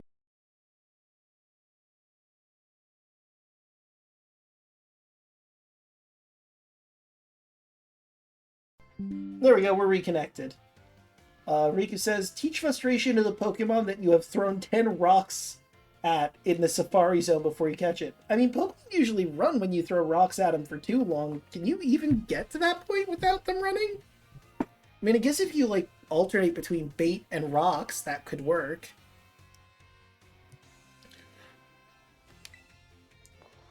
I hadn't considered it.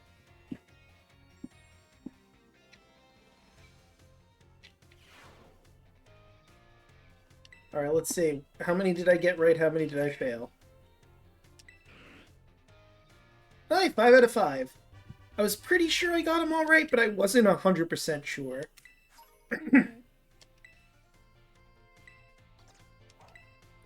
Alright, now let's see what Mr. Seguro's doing, if anything, around the school. Nope, he's not doing anything. Let's go to the next class, then. See, midterms are done. I just gotta get through 3 classes and a final. And then I'm finally done with school stuff. And I can go back to battling things at Blueberry. Oh, and I guess also doing BBQs, because I'm probably not going to have enough BBQ points to get everyone in. So we can see. I still feel underleveled.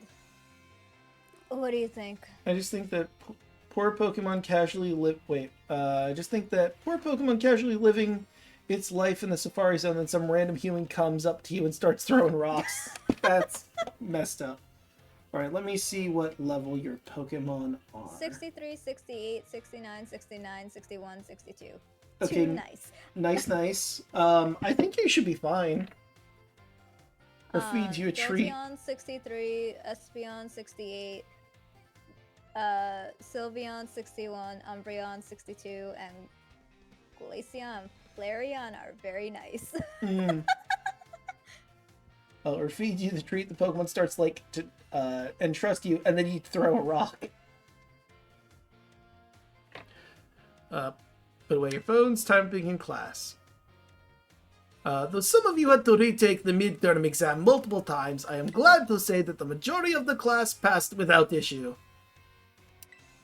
I feel honored to see that the knowledge and skills indispensable for daily life have taken root in all of you. I trust that you will all work as hard as your life skills in the second half of our course as well. Let us now turn our attention to the topic of the day, which was inspired by a question I received on the subject of meal powers. Oh boy. The student who asked this question is a young man who enjoys culinary arts. Stares directly at Arvin. He tells me that he regularly researches culinary techniques on his own and pays careful attention to the ingredients he uses. Yeah, ain't no one else in this class but Arvin that matches this description. He also spends day and night studying all aspects of the culinary arts. I think I'm burning a hole in Arvin's vest with how much I'm staring at him specifically. I'm also mentally staring at him. Yeah. It's like... Yet despite this, he is baffled by his inability to increase the effectiveness of his meal powers. So tell me, Master Draco, since you did quite well on your midterm exams... Oh god. Man, I don't use meal powers ever. You think I know the answer to this question? What should this young man do to increase the effectiveness of his meal powers? Well, I would tell Arvin... Let's see, he should make food more often. He should make food with other people. I love that there's an answer that's just Arvin. I don't want to put him on blast. I mean, I did just put him on blast, but I don't want to do it like that. Arvin? Let's see. Why not? It would be accurate. It would be accurate. Very accurate. But I want to see if I can actually answer this question by cheating. I mean, by thinking really hard and reflecting on the question, because it's such a good question that Mr. Seguro has asked, and I should give it the proper time of day, you know? That's biology, history, language, battle.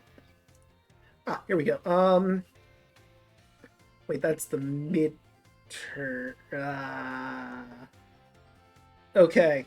I'm gonna go with the actual answer that I said. Arven? I cannot disclose the identity of this certain male student who enjoys the culinary arts. It may very well be Arvin, but it may not be. Uh-huh. Sure. To increase the effectiveness of meal powers, your sandwiches must be filled with many different ingredients. For a single person, this may prove difficult, but if you prepare a sandwich with others, you will be able to handle a larger serving of bread, in fact. With a larger base to start with, it becomes quite simple to add more ingredients to your sandwich, which in turn makes it possible to receive meal powers of increased effectiveness. This applies more broadly as well. When dealing with difficult issue, With a difficult issue, working with others to solve that issue may be the best course of action. I am sure that Arvin will likewise work with friends to craft his sandwiches in the future. Mr. Seguro. Look, I was being funny. It's clearly Arvin, but you just went and said it in front of everyone and put him on blast. I mean, he was kind of already putting himself on blast. It's fine. Listen, I'm a fellow student and his friend. I can be funny and say, hey, it's Arvin, probably, right? But the teacher doing it is an entirely different scenario. He just flubbed that pretty bad. The identity of the male student is a matter of privacy, so I would ask that you do not pry too deeply. Our time together has come to an end for today. I bid you all farewell. Thank you, Riku. I wonder if Arvin's gonna hate this class now. I feel kind of bad. He asked for it.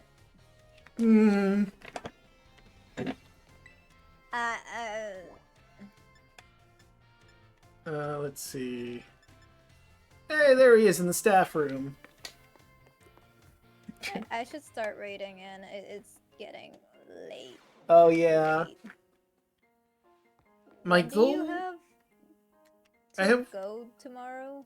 I have work, right? like, I think at 2 tomorrow, so I'm fine. My goal for tonight, at the very least, if I don't start doing the battles against the coaches, is to, at the very least, finish all of the classes so I don't have to do any more of them. Which I'm pretty close to doing. I just need to finish Seguro's class. Ah, Master Draco! There is something that I would very much like to ask for your help with. What is it? Well, you see, I do not want anyone to overhear this, but we are in the staff room in public, so I mean... I hear rumors about an incredibly sweet condiment that exists somewhere in the Paldea region. I absolutely must experience that ambrosial sweetness for myself. You are the only one who knows of my insatiable sweet tooth. Thus, I have no one else I can turn to for help in this matter. Is it the sweet herba mystica? Because I think I have some of that in my back pocket. I cannot go looking for this condiment myself, lest I destroy the image the students have of me. You really need to stop thinking so obsessed with appearance. Yeah, this is unhealthy. It really is. Dude, you are a teacher. Obsessed with how children see you.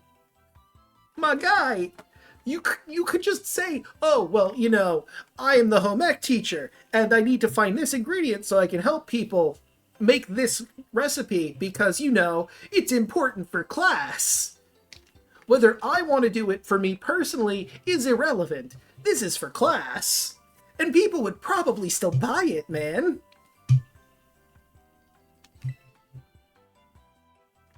I feel like there's a trauma that's the source of this attitude. Like, maybe when he was in school he was bullied a lot, and that's why he's so obsessed with his self-image. I could see that. I could also see maybe he's trying to be, like, super cool and to impress the kids because he wants to also impress his, like, child. Whatever child. Like, if he had children. Maybe, but we don't know if he has children. So, it's possible he has a child, but I think it's more likely that he was bullied as a kid but because of appearances and personality and things that he liked. And maybe it was even about, like, his cooking. Like, he was a kid obsessed with cooking and people were bullying him about it because it's not exactly seen as a masculine thing, necessarily. So, in one half, he spited them all by making it his career to be a cooking teacher, but that trauma is still underlying and still there. So, he's still obsessed with how people see him as this particular way. Even though he sort of broke those norms, necessarily, it's still there. That I think like, also, in general, kids are sharper with their words unknowingly. That's also So- fair, yeah. What might have been fine if an adult said it would probably be like absolutely brutal if a kid said it. Yeah. Because they don't know how much it's gonna hurt, because they're not fully developed, as it were. I will repay you for your troubles, of course. Give it some thought if this piques your interest. In the meantime, I will gather what information I can about this incredibly sweet condiment. I will share what I find with you as soon as I have more detailed information. Feel trusted. So, do you have more information yet? Please feel free to relax and unwind as you wish. No need to concern yourself with me. Alright, cool. I'm gonna go to your class now. Dracolocke? That's not who I am. Is it okay if I use that as a nickname for you? Do you have to? It's not who I am, and it's longer than my actual... Well, it's not longer than my full name, necessarily, but it's longer than my first name, Dracolocke. Where did the Nico even come from? Dracolocke! It sounds cute. Alright.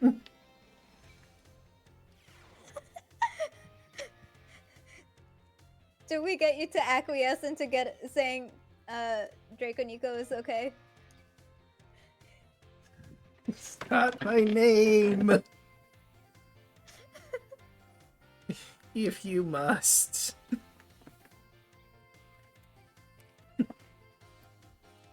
While you're out performing fieldwork with one of your Pokémon walking alongside you, have you ever noticed changes in its coloration? No? Now, I don't mean that it suddenly becomes a shiny Pokémon or any nonsense like that.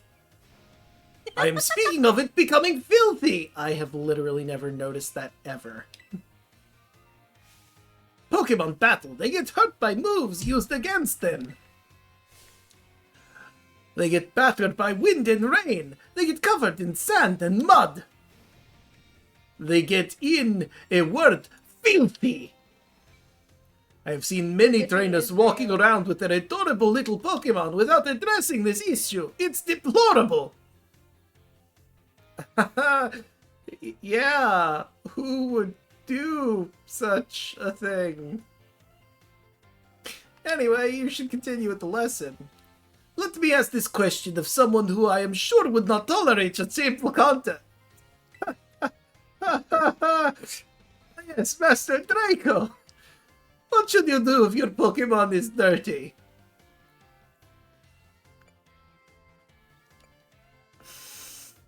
I know the answer he wants to hear. I know what my answer is, but clean it up, surely.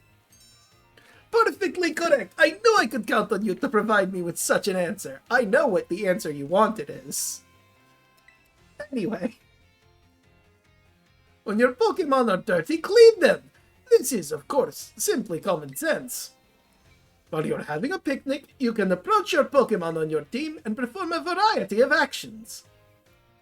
One such action is putting them through what I like to call the Pokémon wash. In other words, you're able to clean them. You start by getting your sponge lathered up with soapy bubbles as you gently and carefully scrub your Pokémon.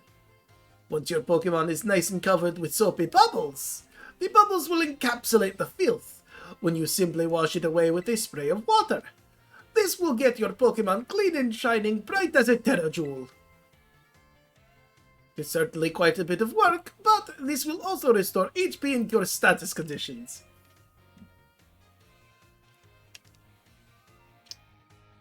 Draconico? Draconico. Draconico? However, some Pokémon may have parts of their bodies that they don't want scrubbed or that they would rather not get wet. Be sure to keep this in mind when cleaning your Pokémon. Or you could just, not saying I do this, of course, but you could just not clean them, and then they wouldn't have to be upset about that one thing they don't want scrubbed not being scrubbed, because then nothing would be scrubbed. therefore completely eradicating the situation immediately. Again, not that I'm saying I do that, but that is just, something some people might do. Or realize, not engaging in the problem at all solves the problem. Wash your dang Pokemon! Look, I'm not saying I don't wash them. I'm saying that there are some people who may even be in this classroom that would think, you don't want to upset your Pokemon, so just don't wash them. Throwing that out there. See, he pronounced it right. That must be his real name, or else he wouldn't be able to pronounce it perfectly. God damn it!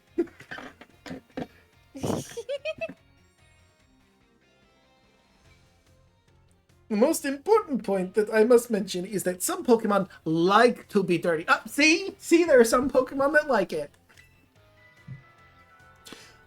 Though I will contradict myself by saying this, please do remember that cleaning your Pokemon is not always the kind thing to do. Exactly. Our time together has come to an end for today, but I bid you farewell. I would imagine that most ground Pokemon would like to be dirty. And I imagine fire-type Pokemon might not like being cleaned. Trubbish.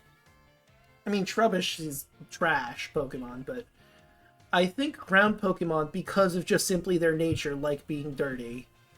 Like, you wouldn't wash, like, regular old Diglett because he's a mole. It's rooting around in the dirt anyway. And, like, I feel like fire Pokemon you wouldn't want to wash simply because they are weak to water. And washing them might have adverse effects for their health. But I could be wrong on that front. Like, Flareon has, like, more fur than fire in his body, so you could probably get away with washing Flareon. What would happen if you washed a Muck or Grimer? You would probably kill them. Yeah! Like, that, I would not be surprised if that would just completely wash them away and destroy the Pokemon, because they are literally piles of sludge. I'd believe that. Well, let's finish off home ec once and for all. I've got the final, and I've got this last class. We're almost done. I'm almost done with school once and for all.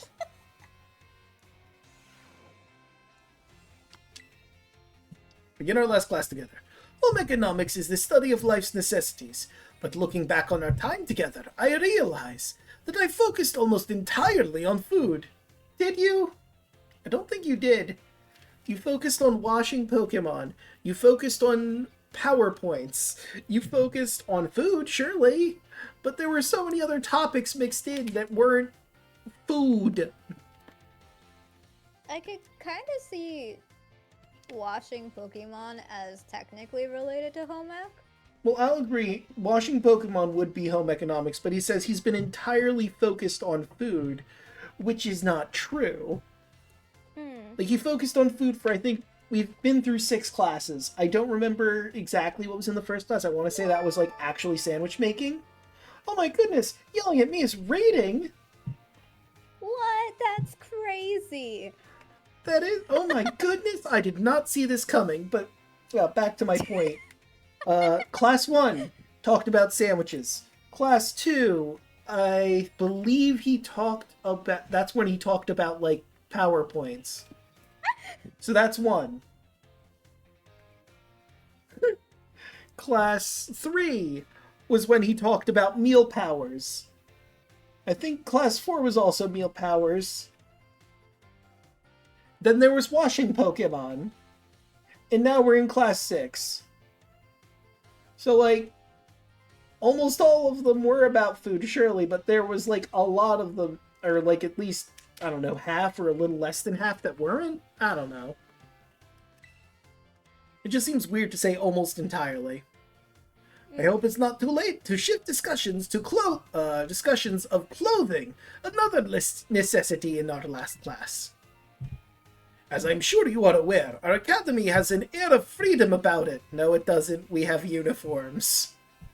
Although I'm wearing the Blueberry Academy uniform and no one has said anything, so I guess we do have some sort of freedom here. We provide uniforms for each season to accommodate the diverse climate of Paldea.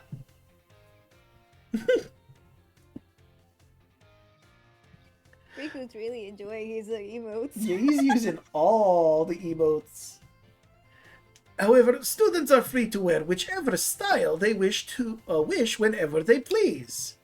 You could wear the summer outfit in winter for some bizarre reason. You should all have received 4 sets of tops and bottoms, one each for spring, summer, fall, and winter, when the Academy accepts you. If by chance you were not aware of this, you may wish to peruse your wardrobe. As long as you wear a school uniform, the rest of your ensemble need not be school issued. Ha ha ha ha ha ha ha. Stares down at my Blueberry Academy uniform. Right. I mean, this is a uniform from a school, so it counts, right?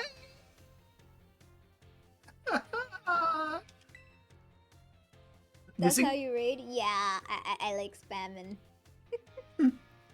I mean, usually I come up with like a raid message and everyone puts, well, I would say everyone puts that through, but like depending on the size of, you know, the raid, maybe that doesn't happen, but you know.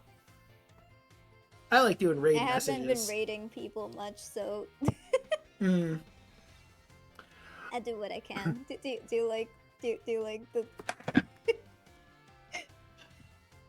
Oh, it's cute. I like that. This includes your bag, your hat, if you choose to wear one. You are even free to style your hair however you wish. Oh, okay, Riku. You are worth the raid message. You are worth a raid message. I just haven't properly done raid messages in a while, okay? I appreciate... I should probably start the stop streaming button because, like, I already raided now 5-ish minutes ago. Yeah, you should probably stop that. I mean, you're still in chat, so, like, we can leave, you know, your model here for a bit, but, probably stop your stream. Okay. Mr. Salvatore's hairstyle, for example, would almost certainly have been against school rules when I was a boy. That reminds me. There's one more thing you all like to decorate, which I must say I find quite charming. It's the phone. Are Rotom phones? Perfectly correct. That's the adorable little thing I was speaking of. Oh, it interests me so. Hold on, let me get rid of the strem because there's no reason to have it in anymore. I must admit that I am fascinated by Rotom phones and how to customize them. What's that? How very intriguing. So there's a shop called Delibird Presents where you can purchase cases for your Rotom phones? Thank you for that useful bit of information. I shall have to go myself first thing tomorrow to get an adorable case of my own liking. Forgive me, I seem to have gotten a little carried away with the small talk. Also, you seem to not really care about your image in this classroom, just throwing that out there. You're just throwing out words like adorable and stuff, laissez-faire like, which I support. Be yourself, my man. As this class, known as Home Economics, nears its end, I offer these final words to you, who have been honing everyday life skills with me. My field of study is not so decisive as the likes of mathematics, for instance, where test scores might play a part in deciding your future. However, as you go on to cook for yourselves, to take care of your Pokémon, to decide what to wear in the morning when you awaken, I would be honored if what I have taught you serves to smoothen out and enrich your lives, even if only a little. This sentiment was imparted to me by Mr. Hustle and his particular outlook on such matters. Thank you all from the bottom of my heart for seeing this class through to the end. Our time together has come to a close for today. Prepare to do your best on our final exam. Soon we will be done with school once and for all. Looks at the biology class. Done with school once and for all.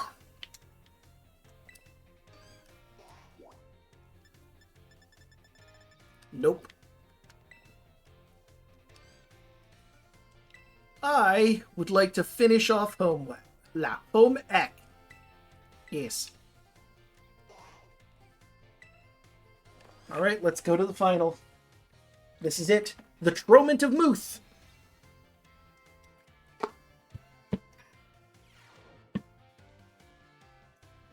The time has come to test how well you have learned in my class. Let us begin before the information simmering in your brains from last-minute cram sessions fade. Which of the following meal powers makes it easier to come across shiny Pokemon? Wow, this is such an interesting question that has been asked of me. And I'm hoping Mr. Seguro doesn't notice that I'm on my phone underneath the table looking at answers. I mean, I'm not cheating. You're cheating! The answer is Sparkling Power. What? Which of the following is not an effect of Egg Power? It makes eggs hatch faster, it helps hatch stronger Pokemon, it makes eggs easier to find. It helps hatch strong Pokemon. What is a simple yet important tactic for increasing the effectiveness of meal powers? Oh, well, this one I actually do remember. Make food with others. Yep, make food with others. What is the correct action to take when your adorable Pokemon becomes dirty?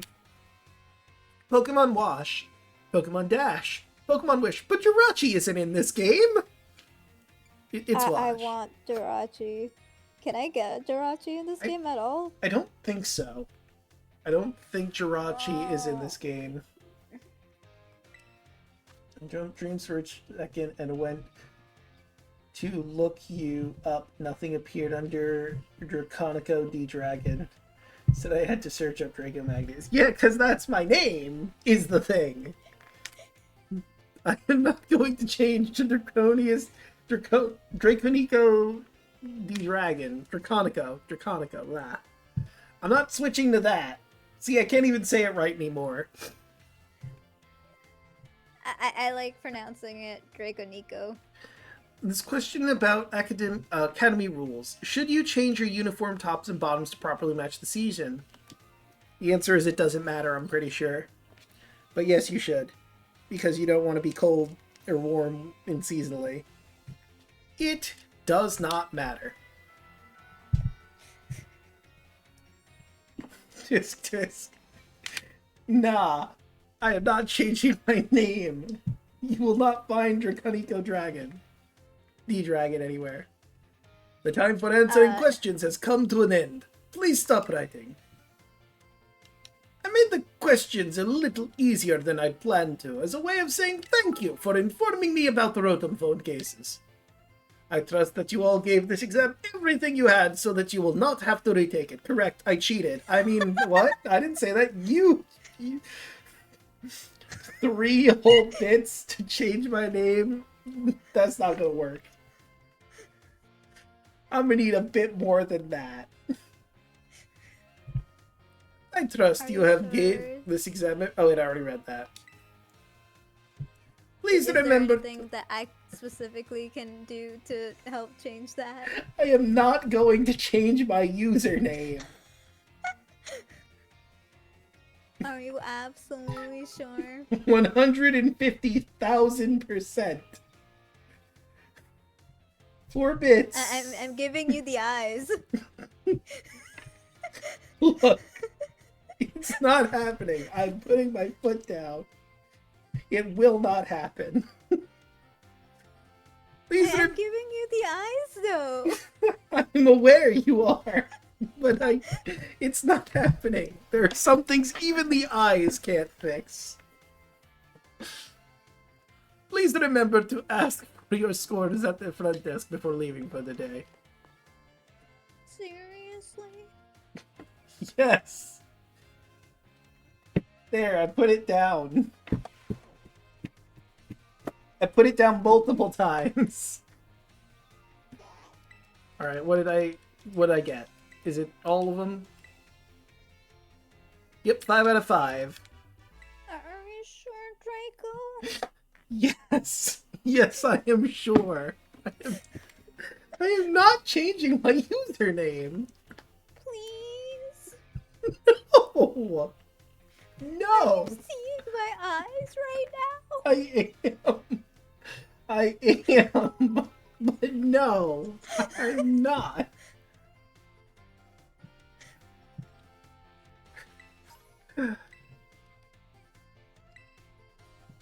Don't you want my eyes to be like this instead? I'm okay. I'm okay with your eyes. But right now, this is where you're at. Dang, that's unfortunate. Anyways. I'm sorry, Riku. I tried my best.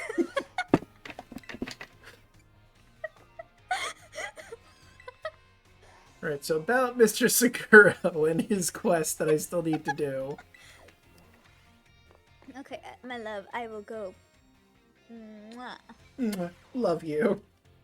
Even if you're trying to force me to change my name on Twitch. Okay, why not it not be Twitch? Why not be IRL, huh? I'm not gonna change my name either. You can change my name, God damn it. Oh. Thank you, Riku. Can I change it back? I don't know how that works. Yeah, you can probably change it back unless he makes it makes you be the only person not able to change your name, which he could. Don't do that though. Don't do that. But what if?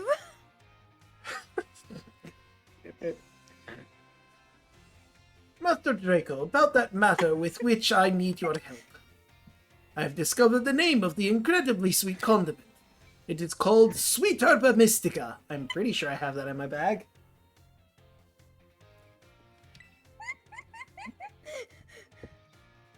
You should find it during the course of your treasure hunt. I would be grateful if you would share some with me. Oh look, I might have some in my pocket right now. Master Draco, have you have anything to report about the Sweet Herba Mystica? Give Mr. Segura some of it? Yeah, I'm not going to use it. I'll make sandwiches. There you go. Enjoy the shaker. So this is the Sweet Herba Mystica. I must create something with it right away.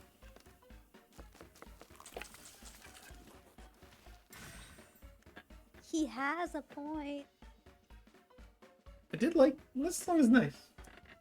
Would you do it for a Scooby snack? 5 more bits? No, I would not do it for 5 more bits. I love your floppy ears. I know I'm the one who made them, but I still love them. I love them too. I love the floppy ears. It's so very sweet! My, what ambrosial sweetness! It's like a nectar, it is like sweeter honey, much sweeter honey.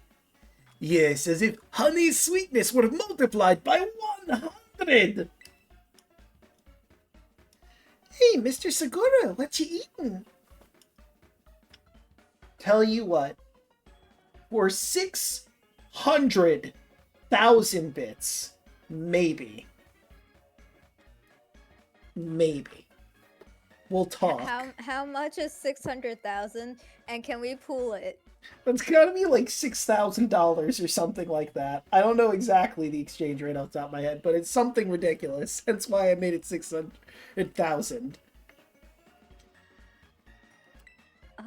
Can I add a... No, I cannot. Thank God. If I had the ability to, I would have added like follower goal or whatever, or like bit goal for. Can I donate that in rupees? No, I need that in bits or cold hard cash. I will also accept a credit card number. If you want to give that to me, I could take your credit card number. I mean, I don't have the infrastructure necessarily to, like, you know, actually put through a credit card. I mean, I guess you could donate from a credit card. I don't know how that works. But if you want to give me just the credit card numbers and the 3 on the back, I will use your credit card for $6,000. And zip code and I mean, that's if I want to use it online on a computer. Oh no, wait, but I couldn't just... I would need the physical card, wouldn't I? I was gonna say in a store, but I'm like, yeah, I couldn't do that in a store. Dang. You would need the zip code, the number, the 3 numbers in the back, the name, and the expiration date. Right. So if you want to give me all of that information, then I will change my name. Is he gonna buy me stuff? No. I'm gonna buy me and probably yelling stuff.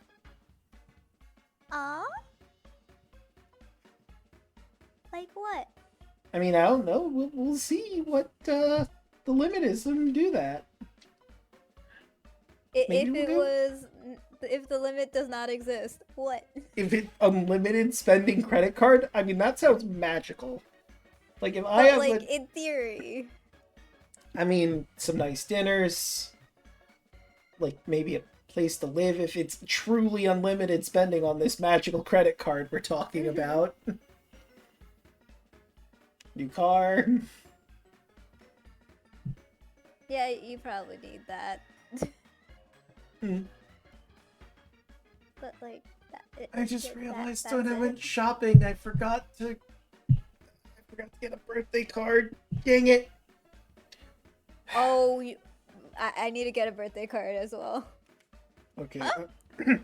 What am I working tomorrow? Like 2 p.m. Okay. I can still make this work.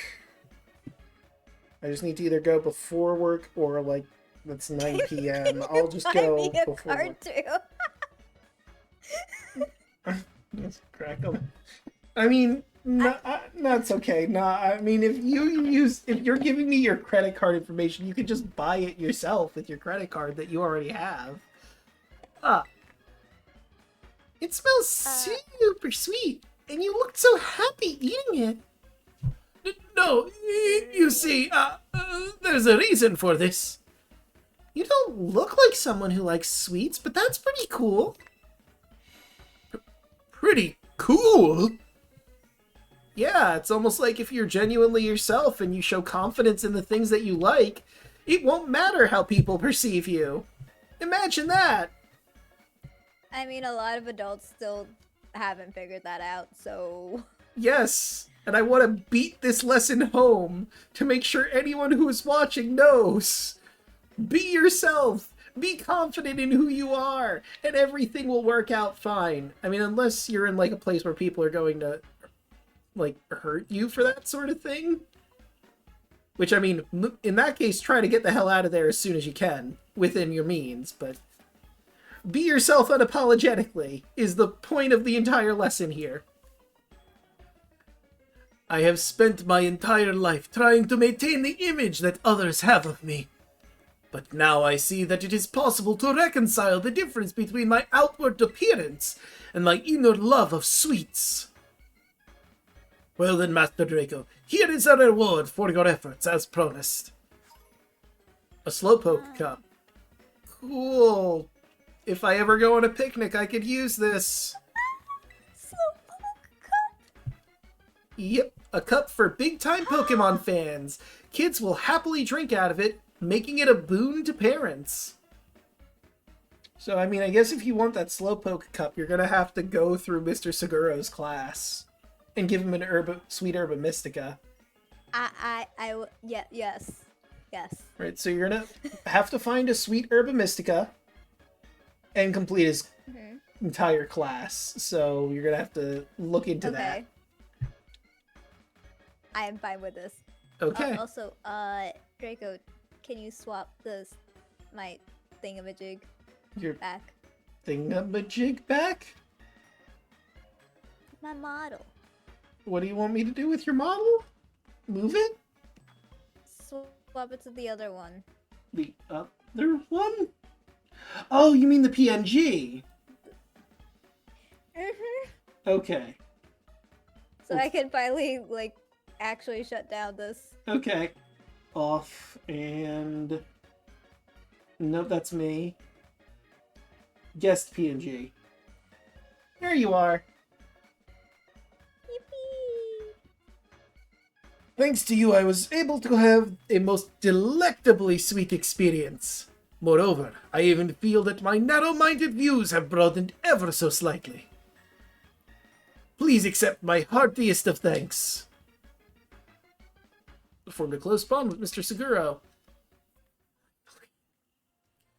Finally, I have all of the special coaches unlocked, and I never have to go to another class in this godforsaken school ever again. Again, looks at biology. Never again. I mean, but I do have my other friends in this school that I have to talk to see where that develops, their various stories. I'll probably start the next session with that. Talking to all our friends, seeing how they're going. Penny is watching the other Team Star members and seeing how they're going about their things. Arvin is, I think, taking his studies more seriously at this point, and Nimona was doing something. I'm pretty sure of that. She was doing something. What that something was, But with that, we're going to end the session here. Next one, we're going to take care of all that... Yeah, I'm figuring I'll end here. Because, like, could I start with the coaches and all that? Yes.